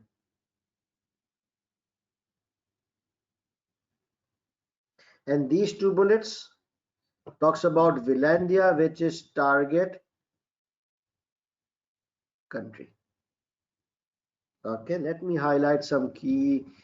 It's a family run business, 20 hotels, outdated facilities. It is not a budget hotel. Villandia is a developing economy, low wage rate, underage labor, thriving tourism industry. Okay. So I know I can use this. If I've highlighted, where can I use this? Here, I've just mentioned where I can use this information and this information. Done with referencing. So now I found home country information in the earlier exhibits. I found target country information. I found, what do you think? Target country information. Now, What else is there? Now this is a key investment data based on a 6-year investment plan. So it looks like a financial projection. So it says me year 0, year 1, year 2, year 3, year 4, year 5. Yeah, it's definitely a financial projection. So I'll just increase the font size. Now, whenever you see a financial projection, you need to think about 5 things. Remember, checklist.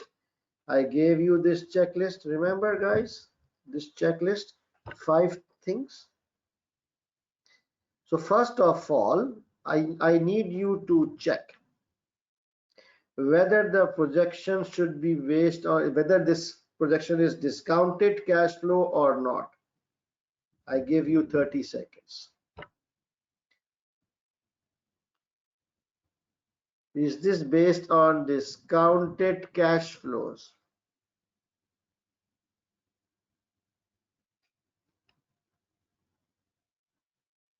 I want a yes or a no. Very nice, guys. And if it is discounted, what's the discount rate? Here, I see that there's a cash flow, and then there's a discount factor of 12%, which sounds okay to me. And then there's a present value has been calculated, and accordingly a net present value has been calculated. Very good. So the first item of the checklist is done, that this is based on discounted cash flow. Okay. Second item, quickly calculate the payback using simple cash flow. So which row should we focus on? Should we focus on the before discount cash flow, or should we focus on after discount cash flow? Please, when I say simple, so you keep it simple. You will not focus on this. You will calculate payback this based on simple cash flow, which is before discounting. Okay. So please, can you quickly calculate the payback? It's 17.5 and 24. So it's 17.5 plus 24. That's 2 years, and then again 27.1, that's 51, and then again 27.1, it's 78. It's 4 years. It must be like 4 years, 4.5 years, slightly under 4 years, 6 months. So can anybody let me know exactly what's the payback? 3 years? No, Shidera, no way 3 years. How's that possible? Why am I getting 4 years? What's happening, guys? Let me recheck. Maybe I'm wrong. I'm getting old. 1 year, 2 year, 3 year, 3 year, and yeah, 3 year and a few months. You're right. 3.5 years.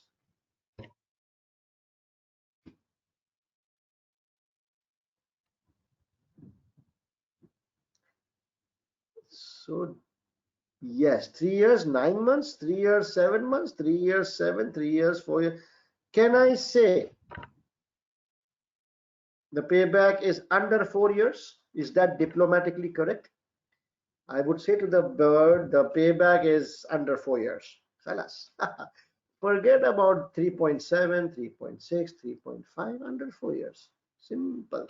Remember, the board guys are 5-year-olds. Under 4 years is more than enough. Okay, so we did this, we did this. What's the third thing? Review assumptions for any apparent stupidity.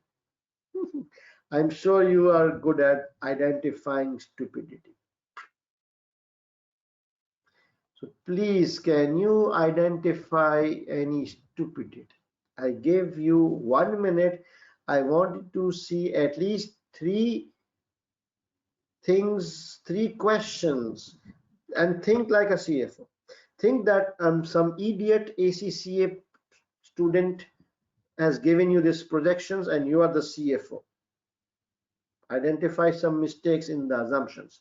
Start from revenues.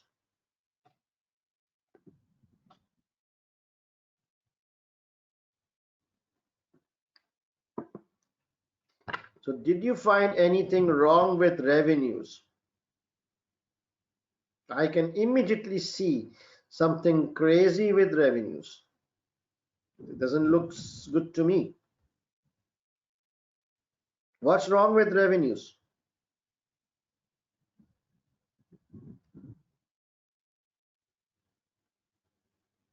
Yes, it's constant for many years.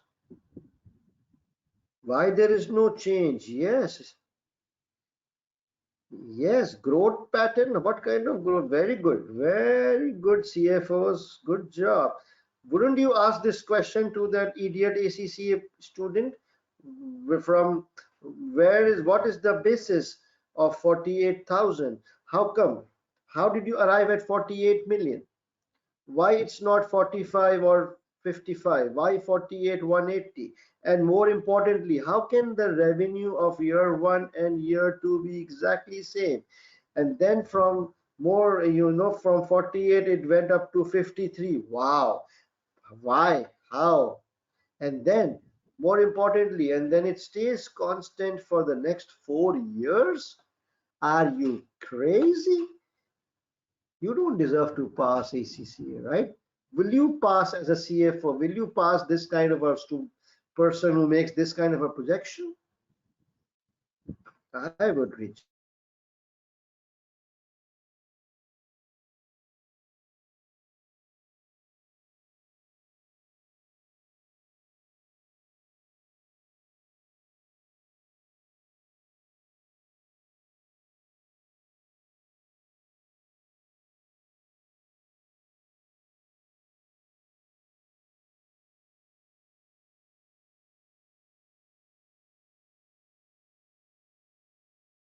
To write so many things. You will just tell the examiner that the revenue seems to be constant for the first 2 years, and then again it's constant for year 3 to year 6. This needs to be investigated. And that's it. We are under time constraint, right? And then initial investment 80 million, refurbishment, okay, and then 5, okay. And then I don't know what's this, but it's whatever it is, it's constant. I don't know why it's constant. Training cost 3 million and then 1.5. Okay, I understand in the initial years, training cost will be high and then it's low. But then operating cost, see, it's a big ticket item. So one comment I will make on revenue, second comment I will make on operating cost. And how come the operating costs are fixed for year 1 and 2 and then again fixed for year 3, 4, 5, 6? What about inflation? What about, being realistic? That's it. Okay, done. So I've got 2 comments on assumptions. Very nice, guys. You are enjoying the role of a CFO? Yeah. $10,000 is your salary per month. Enjoy, spend it, drink it. And then what about any tax implication? So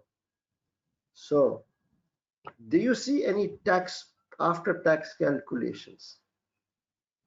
It says present value. I don't see any tax. Do you see any tax implications? Yes, no, no, no. You will get 1 mark straight away if you identify this. Villandia is another country. Maybe there is tax, maybe there is no tax. I don't know, but at least as a CFO, you have to ask the right questions to make sure everything is covered. You will say, I can't see any tax implications. This needs to be further investigated. Khalas, that's it. And then the last thing is you need to talk about sensitivity analysis. Just you add, kind of 1 line saying that we need to cover sensitivity analysis. So you see, in the financial projections, if you apply the 5-point checklist, immediately you will identify 3-4 points or comments which you can use in your answer, correct? So memorize that checklist. Okay, right. What else? So there's some additional information. Oh my God, what is this talking about? It is expected that some of D-Land's hotel managers would need to relocate to Finlandia. Why? For approximately 3 to 12 months on a temporary basis. Why? To assist in training and development of staff in the first year. Okay, very sensible. So they are acquiring a hotel, and now they will send their good managers to Finlandia to train the staff in Finlandia. That's good. That's human resource, right? Human resource, staff, managers, training, staff development is human resource. Very good. What else? Finance for this investment would be available through a combination of equity and debt finance. Very nice. What's the word? Finance. This is financial resources. So now I have done my referencing. You see, if you so now you will see the power of referencing, how it will save your time. So simply highlighting is not enough. Once you highlight, you need to make sure that you do this referencing. This is the referencing. Now we will come to the drafting bit. Before I move to the drafting, any questions?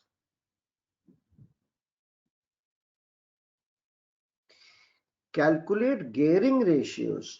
For gearing, you need the balance sheet of highlight, right? It's not given to us. We should ask for gearing working with tax? No, please keep it simple. As a CFO, you would know the gearing of my company, right? Can we talk about resistance from staff? Yes, you can, but please, you don't have time for expanding your answer. I just want 2-line or 3-line paragraph, 2-liners paragraph. So you can't go on blabbing a lot and a lot. How to decide discount factor? Again, Clarice, I repeated this thing. You don't need to decide. You just need to see whether it sounds reasonable. I think 12% is reasonable. If you want to poke your nose, you can say what is the basis of 12% discount rate. That's it. But it sounds okay to me. Anything between 8 to 12% sounds reasonable.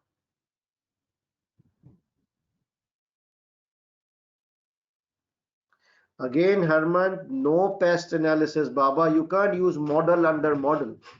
Keep it simple. Please, please brainwash yourself. Brainwash yourself. Stay away from models into models. Don't use pastel under SFA, please. Okay, now during exam, how we identify relevant paragraphs. This is where your practice will come in. You will need, okay, I will repeat this question. Mohammed Rikshan is asking, during exam, how we identify relevant paragraphs. This is the main game here. I'm glad you understood the trap. This will only come from practice. You will need to, when you know the list of requirements, then you know what you are supposed to look for. For example, I know that I need to do SFA. So I should know that I should look for what? I should look for home country information. I should look for target country information. I would look for target company, human resource. You should be smart enough. And when you read this, you will, by default, you will start understanding what is relevant, what is non-relevant, but it will come from practice. Okay. There is no theoretical way, it will just come from practice. If you do 2 questions or 3 questions on SFA, you will know how to pick it up. So as I said, practice more. I gave you a list of practice questions. Okay. Again, Heyman, don't ask questions which are outside the slide right now. So mocks we will discuss in the last 10 minutes. Right. Now let's go for drafting. So let me read the question once more before I actually start my drafting.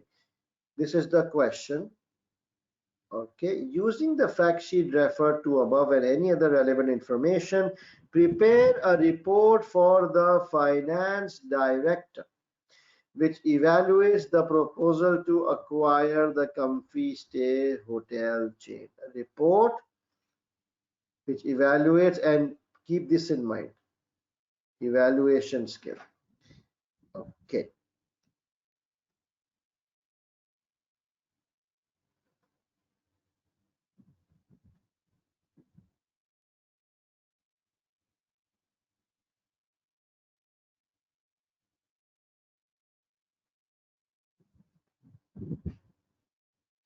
So it's a report. So I would first say, I will always start my answer from a fresh page, always. So I would say question number, which question is this? Question 1B, right? It says a report. So we need to give a very nice report format, which the board of directors will see and they should fall in love with you. Presentation really matters. I would say, very nicely. So for CBE students, you will write report, do a center alignment, bold it, increase the font size, underline it. Okay, it's very easy, just like a Word document. Center align, bold, increase the font, underline. Manual students would do like this, write report. Then you will write to, from,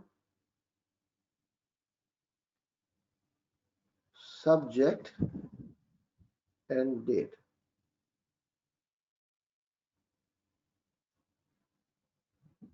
Neat and clean. Now 2, what do you think should be in 2? From where will I get it? I will just read the requirements. Where is that requirement, man?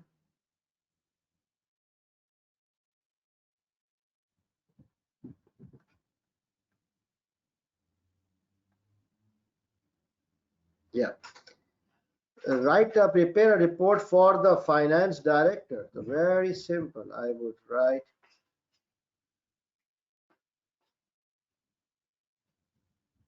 from, what is my role? I mentioned senior business analyst.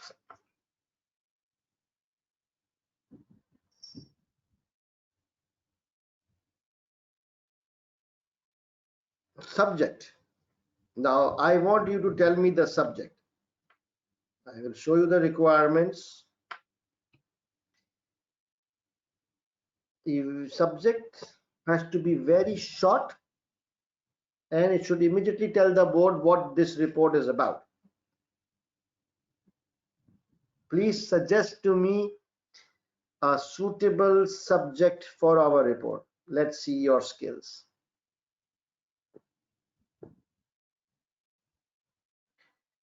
Proposed acquisition of Comfy Stay hotel chain, evaluation of acquisition. Oh my God. Oh my God.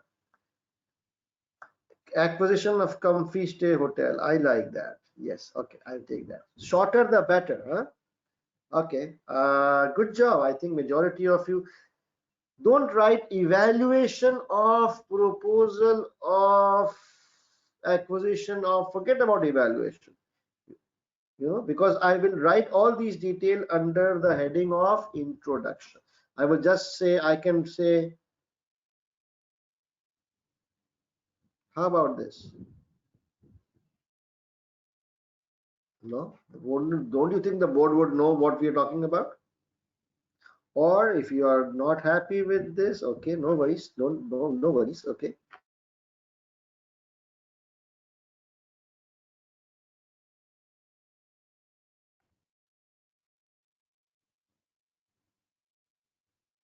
Is that okay? Happy? Kalas, take it. It's fine. Date, you will put the date, I think it's 9th March 2021. Huh? 1, it's not 0. 2021. Okay, and now I need to draw a nice line.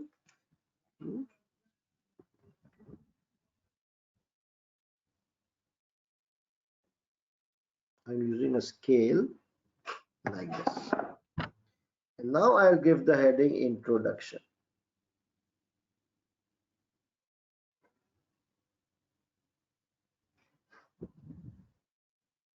And then I will say this report. What does it do? And I will just copy from here. I will just copy from here. Evaluates the proposal to acquire Comfy Stay hotel chain. This report evaluates the proposal to acquire Comfy Stay hotel chain. That's it. Can you see? It's a very simple, beautiful, attractive format. And now my next heading would be, I will leave a line and I would say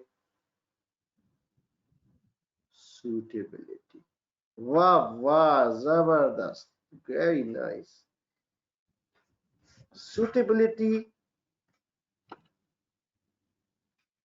Now what you can do is, I want several, either you can give a subheading called home country. No, I don't like home country. Or you can, what's the D land? And then you write 1 or 2 small paragraph on D land. And then you will go down and then you will write Vilandia. And then 1, 2, 3 lines about Vilandia. And then you will write Comfy Stay Hotel. And then 1, 2 paragraph. Where will you get these small paragraphs from? Can anybody tell me? Where will you get these small paragraphs from? Something about D-Land, focusing more on challenges, some information about Vilandia, some information about Comfy Stay. Where can I get this from? From the case study. Yes, we did our referencing, right? Very good. So now it's very simple. For example, for D-Land,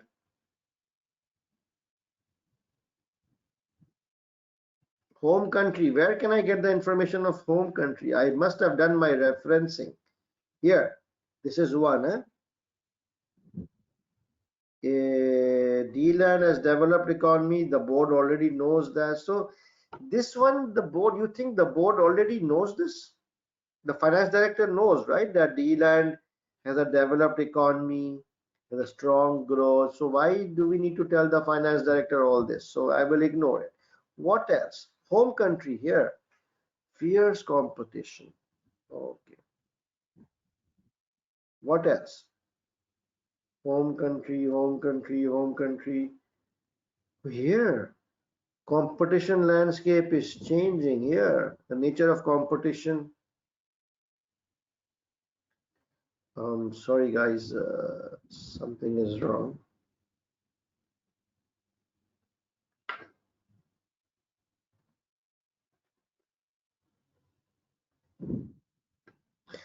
Just a minute, guys. Okay, there's something wrong. Are you able to see the screen and hear me clearly now? I'm moving the screen a bit. Please, can I get a yes? Okay, thank God. Okay, all right, thank you so much. So all this I will, so it talks about competition. The landscape is changing, the nature is changing. Okay, I'll just copy paste these fancy words. So how do I draft it? I would say, clean up this now, and I would say DLAN.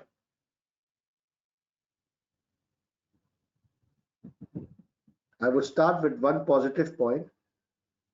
Although the tourism industry is thriving,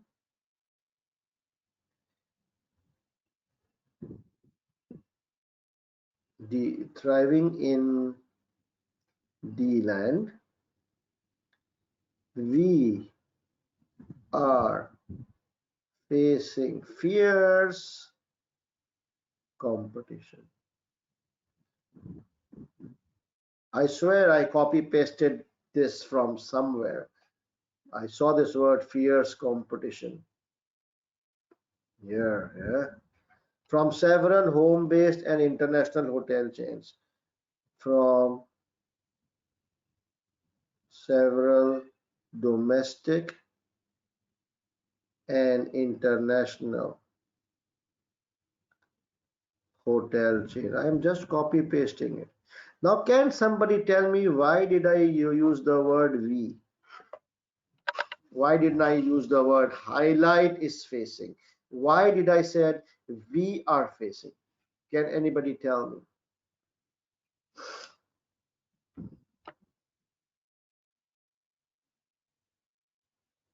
Very nice. I said I used the word we are facing instead of using highlight is facing, because remember the report is from senior business analyst to my own finance director.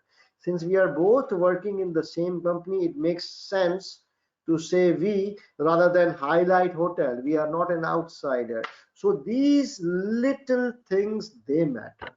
This is where the professional marks or the cash marks is. Okay, I cannot teach you this. I can just show you once, but how you apply it, it's up to you. It's all your own IQ and smartness. Okay, and then one other paragraph I can say, I can just copy paste from here. The competition landscape is changing. The competition landscape is changing, leading to increasing consolidation among hotels. Um,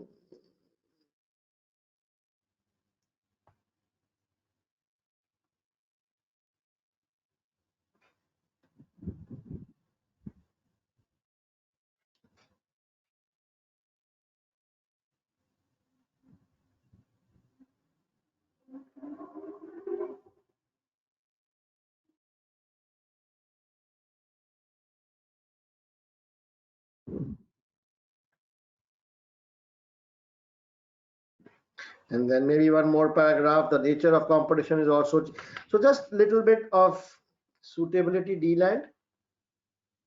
Now, where can I get information about Villandia?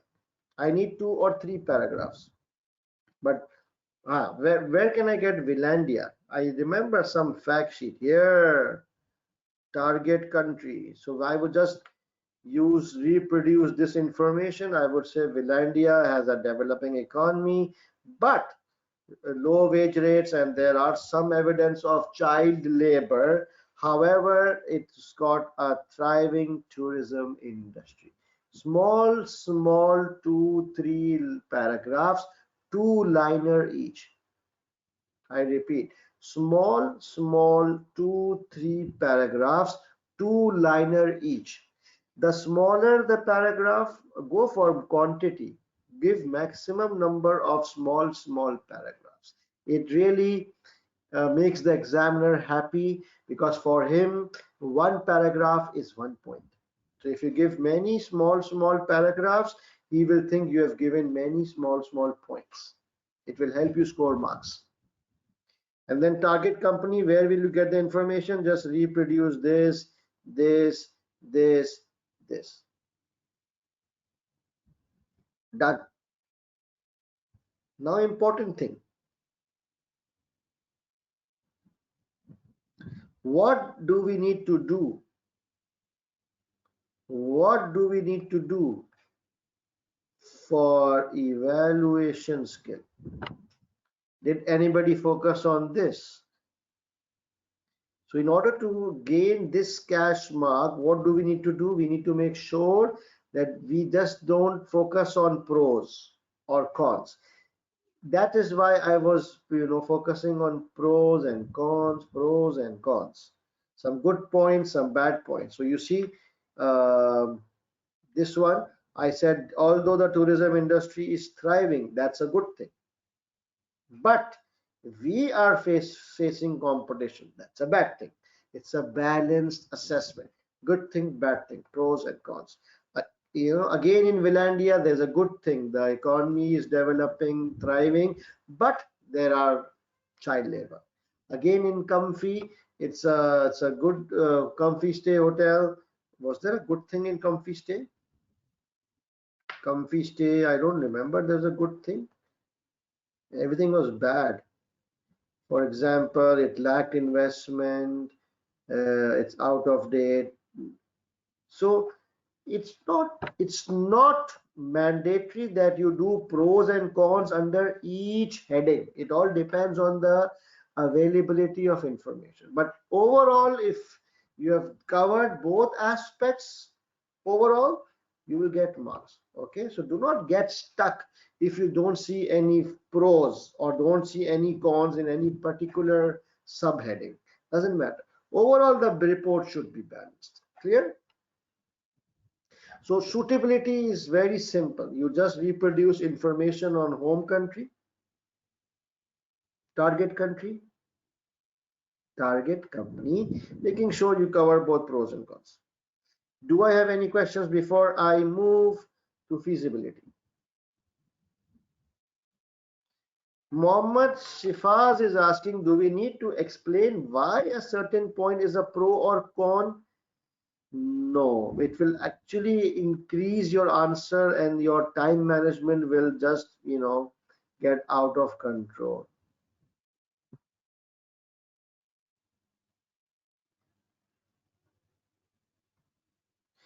Mohammed Rikshan, you are asking the wrong questions. You are asking we need to study detailed information from textbook. Right in the start, I said no textbook. So please, I have zero tolerance for these kind of repetitive questions. You need to follow instructions. No textbook. Only copy text and paste is enough for 1 mark? Yes, sometimes it's enough because you're just telling some information to the board, right? You're giving an analysis of the country. So how do you analyze the country? It will be based on information. So you're just producing those things. That's it. As long as you are copy pasting under the right heading in the right context, you will get marks. Forget about copy pasting. Copy pasting a kid can also do, right? Where do you paste it is important. So if you paste the information under the right heading in the right flow covering pros and cons, you will get marks. Why not? Do we need to apply skills for each point? No. No skills not required for each point. Overall, it should be pros and cons balanced. Mohammed Shifas, don't ask again an irrelevant question. What is the difference between evaluation and analysis? I will explain analysis skills once the slide comes. Okay, I cannot stop now and explain something different. Rachel, hold your questions for the last. Right now, please ask questions relevant to the slide. Okay, right now our next thing is feasibility. Okay, again our heading would be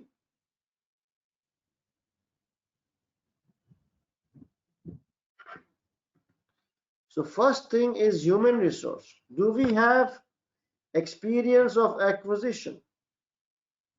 Do we have experience of acquisition? No. Very good.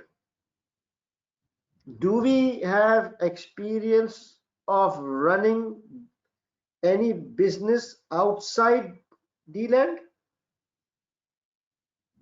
No. We have always been in D-land. We are the market leader in D-land. We have never worked any business outside. We have never acquired. We have just grown organically. But do we know how to run hotel business? We are the market leaders, yes. So we know the core business. We are the market leaders, but we have not done any acquisition, or we have not worked outside the country, but we've got the basic hotel relevant experience. Yes, budget industry, very good. So I would start with the positive. Although we have significant experience in hotel business in D-land, we have no experience of acquisition in the past, nor running any hotel business outside D-land. That's it, guys. That's it. Now, how more simple can this get? So simple that the board of directors, they will read this like a 5-year-old kid. They will read, although we have significant experience in hotel business in D-land, we have no experience of acquisition in the past, nor running any hotel business outside D-land. Plus, simple, right? This is exactly what you need to do in the exam. It's up to you. You can make it as simple as you want, or you can complicate your own life and fail the exam. Okay, now what's the next thing? Financial resources. Do we have the funds to acquire Comfy Stay Hotel? Yes or no? Do we have the funds? How do we acquire these guys? No. Someone says no. Someone says no. Who's this? Janice says no. It's interesting. Oh, another one says no. Sonia says no. Joshua says no. Why do you say no? Yes, we have funds. And how do we know we have funds? How do we know? Let's go to the fact sheet. Let's go there, Baba. Wait. Everything from the case study. You remember this fact sheet. Okay, you go down. You see this. We did our referencing. How can you forget? So financial resource, what does this? Just reproduce this sentence. We will say finance for this investment would be available through a combination of equity and debt finance. Just copy paste this, Baba. That's it. Again, you can keep it as simple as you want, or you can make it life complicated. So you will write another line. We will finance the acquisition of Comfy Hotel through what? A combination of equity and debt finance. Equity and debt finance. What else? Technology and brand. Do we have any technology which we can use? I remember we had a website and also brand. Do we have any brand? Of course, we are the leading brand in India. So similarly, we can use our website / technology and our strong brand once we acquire Comfy Stay Hotel. I just want you to use this word technology and brand somehow, somewhere under feasibility. And you see how smartly I use this in very simple. Similarly, we can use our website and our strong brand once we acquire Comfy Stay Hotel. Very simple. So done with feasibility, 3 paragraphs. First about human resource, second about financial resource, third about IT / brand. Do I have any questions?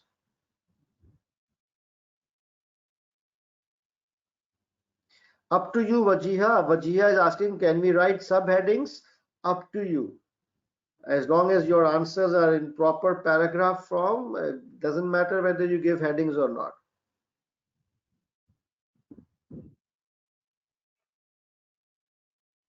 Yes, Sandra, we will cover that later. Okay, we are now short of time. Now the third one is acceptability. So acceptability, I'll just do verbally now. I just wanted to demonstrate how the drafting will be done. I think I've shown you the presentation, the format, the presentation, how you copy paste, what you copy paste, and where you copy paste is actually important. Okay. But again, did we score evaluation skills under feasibility? Were you mindful of pros and cons? Did we cover both pros and cons in feasibility? Yes, yes, I covered, or I gave the strengths and I also gave the weaknesses. So the third one is acceptability. Again, you will create a new page. I will create a new page. I will give the broad heading acceptability. Oh, why am I using a red pen? Acceptability. Now the first thing is about shareholders. Will the shareholders accept the proposed acquisition? So I remember somewhere in the case it was mentioned that we are a listed company. In fact, in the first paragraph, yeah, we are a listed hotel chain. So what our shareholders will be interested in? We will say, as we are a listed company, our shareholders would need to approve the proposed strategy. In my view, it will get approved. Why? Why do you think the shareholders will approve this? Can anybody tell me? Why did I say in my view it will get approved? Any logic? Give me logic. Why do you think the positive NPV? Very smart boys and girls. Yes, very good. And I would say in my view it will get approved as there is a positive NPV. Full stop? No. Be a bit more specific. As there's a positive NPV of dollar. Now where can I get the amount from? Where can I get the amount from? Because the board will ask, if you say there's a positive NPV, someone will ask, how much is the NPV? So better we cover right the figures in our answer. So what is the NPV here? 10,565,715. I don't want to give the whole number. I will just dollar 10.56 million. Now nobody can challenge it. I said, in my view, it will get approved as there is a positive NPV of $10.56 million. Khalas, done with this paragraph. The next paragraph would be, as Vilandia is another country, we will need to consider any cultural differences. Done. 2 paragraphs done. Now, what's the last one? It will be the financial analysis, right? So now I want you to write 2, 3, 4, 5, 6 paragraphs. And where can we do this from? We will say the project the first point you can say the project has a positive NPV of 10 million with a payback of under 4 years. Secondly, you will say that certain assumptions needs to be investigated. For example, the revenue seems to be constant, the operating cost needs to be are constant. This needs further investigation. Number 3, you will say tax, right? Tax implications have not been considered. This needs further investigation. Number 4, you will say a sensitivity analysis should be done. That's it. So 3, 4 points on the financial projections. Do I then need to give a conclusion in the end? Please tell me. How many of you would give a conclusion in the end after all this thing? No, very good, very smart. Why you will not give conclusion, eh? It's a report, boys and girls. Because Sir Hassan said no conclusion unless specifically asked by the exam. Okay, you see already our answer is very lengthy, it's time consuming. In SBL, time management is the most biggest problem. And why time management is problem? Because students, they like to complicate things. They go into lengthy stories and this. They want to use pastel in SFA. Oh my God! No, please. You will mess up your time. Keep it simple. Don't think that you are writing to the examiner. Think that you are writing to the board, which is a 5-year-old boys. Simple, to the point. Please adopt this mentality. You are the CFO and the board are idiots. Very good. Sir, Nino is asking, sir, if I have more points in the scenario, do I have to write every point? Okay, Nino, you are the CFO. You tell me. Very good question. She says, or he says, I'm sorry, I don't know the gender. Nino says that if I have more points, do I need to write every point then? Okay, male, yeah. No. The number of points depends on the marks. Okay, and I will teach you this tomorrow. How many number of points we need to write. So if you already have sufficient number of points according to the marks, then you leave the extra points. Then no need to put everything there because time management will be an issue.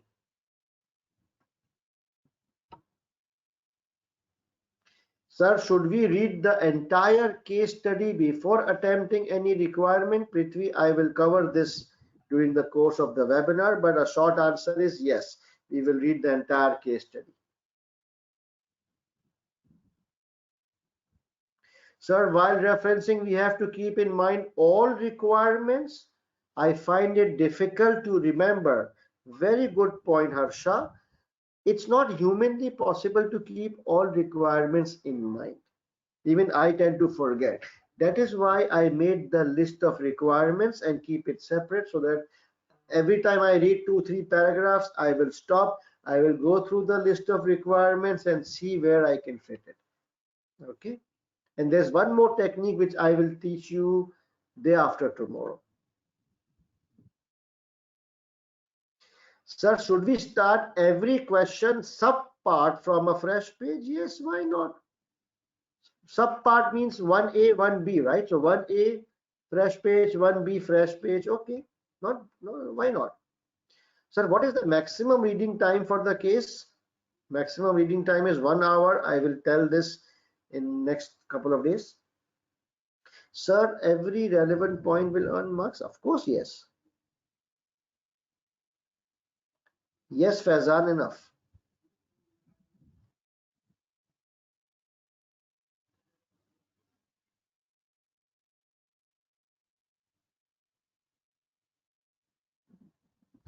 Sandra, you will combine. I will explain this later. If sometimes, okay, I will explain now. Sometimes a question says write a report, okay, and then after that it says 1A and 1B, which means both 1A and 1B should be part of the same report. So in that case, you will cover both 1A and 1B in the same report. You will combine and the answer under one report.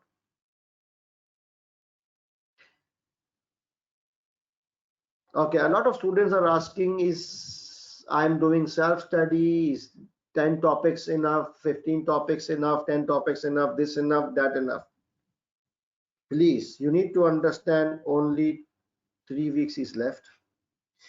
So don't ask me these questions like, is this enough or is this enough? Nothing is enough. Happy? So if you have 20 days, this is all you can do, is focus on selected topics. If you want to do enough, then you should have started like 3 months back. That's one. So forget about enough or not enough. Adopt a smart approach. My game plan is for the next 3 weeks. Okay.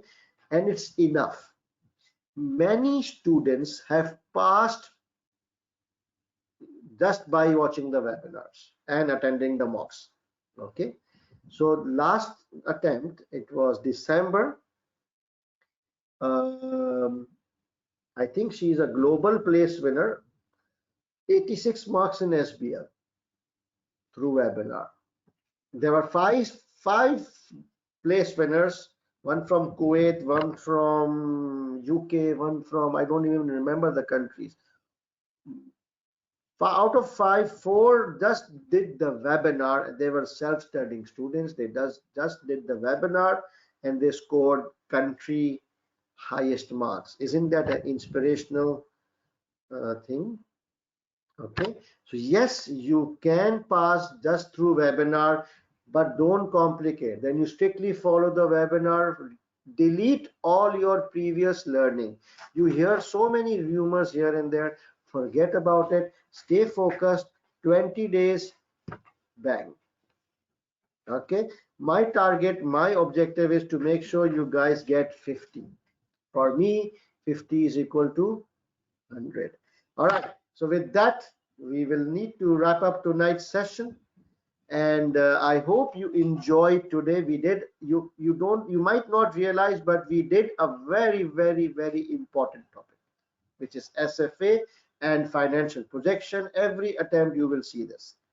All right, tomorrow we will start with another new technique, another topics, and another questions. With that, you have a good night and see you guys tomorrow.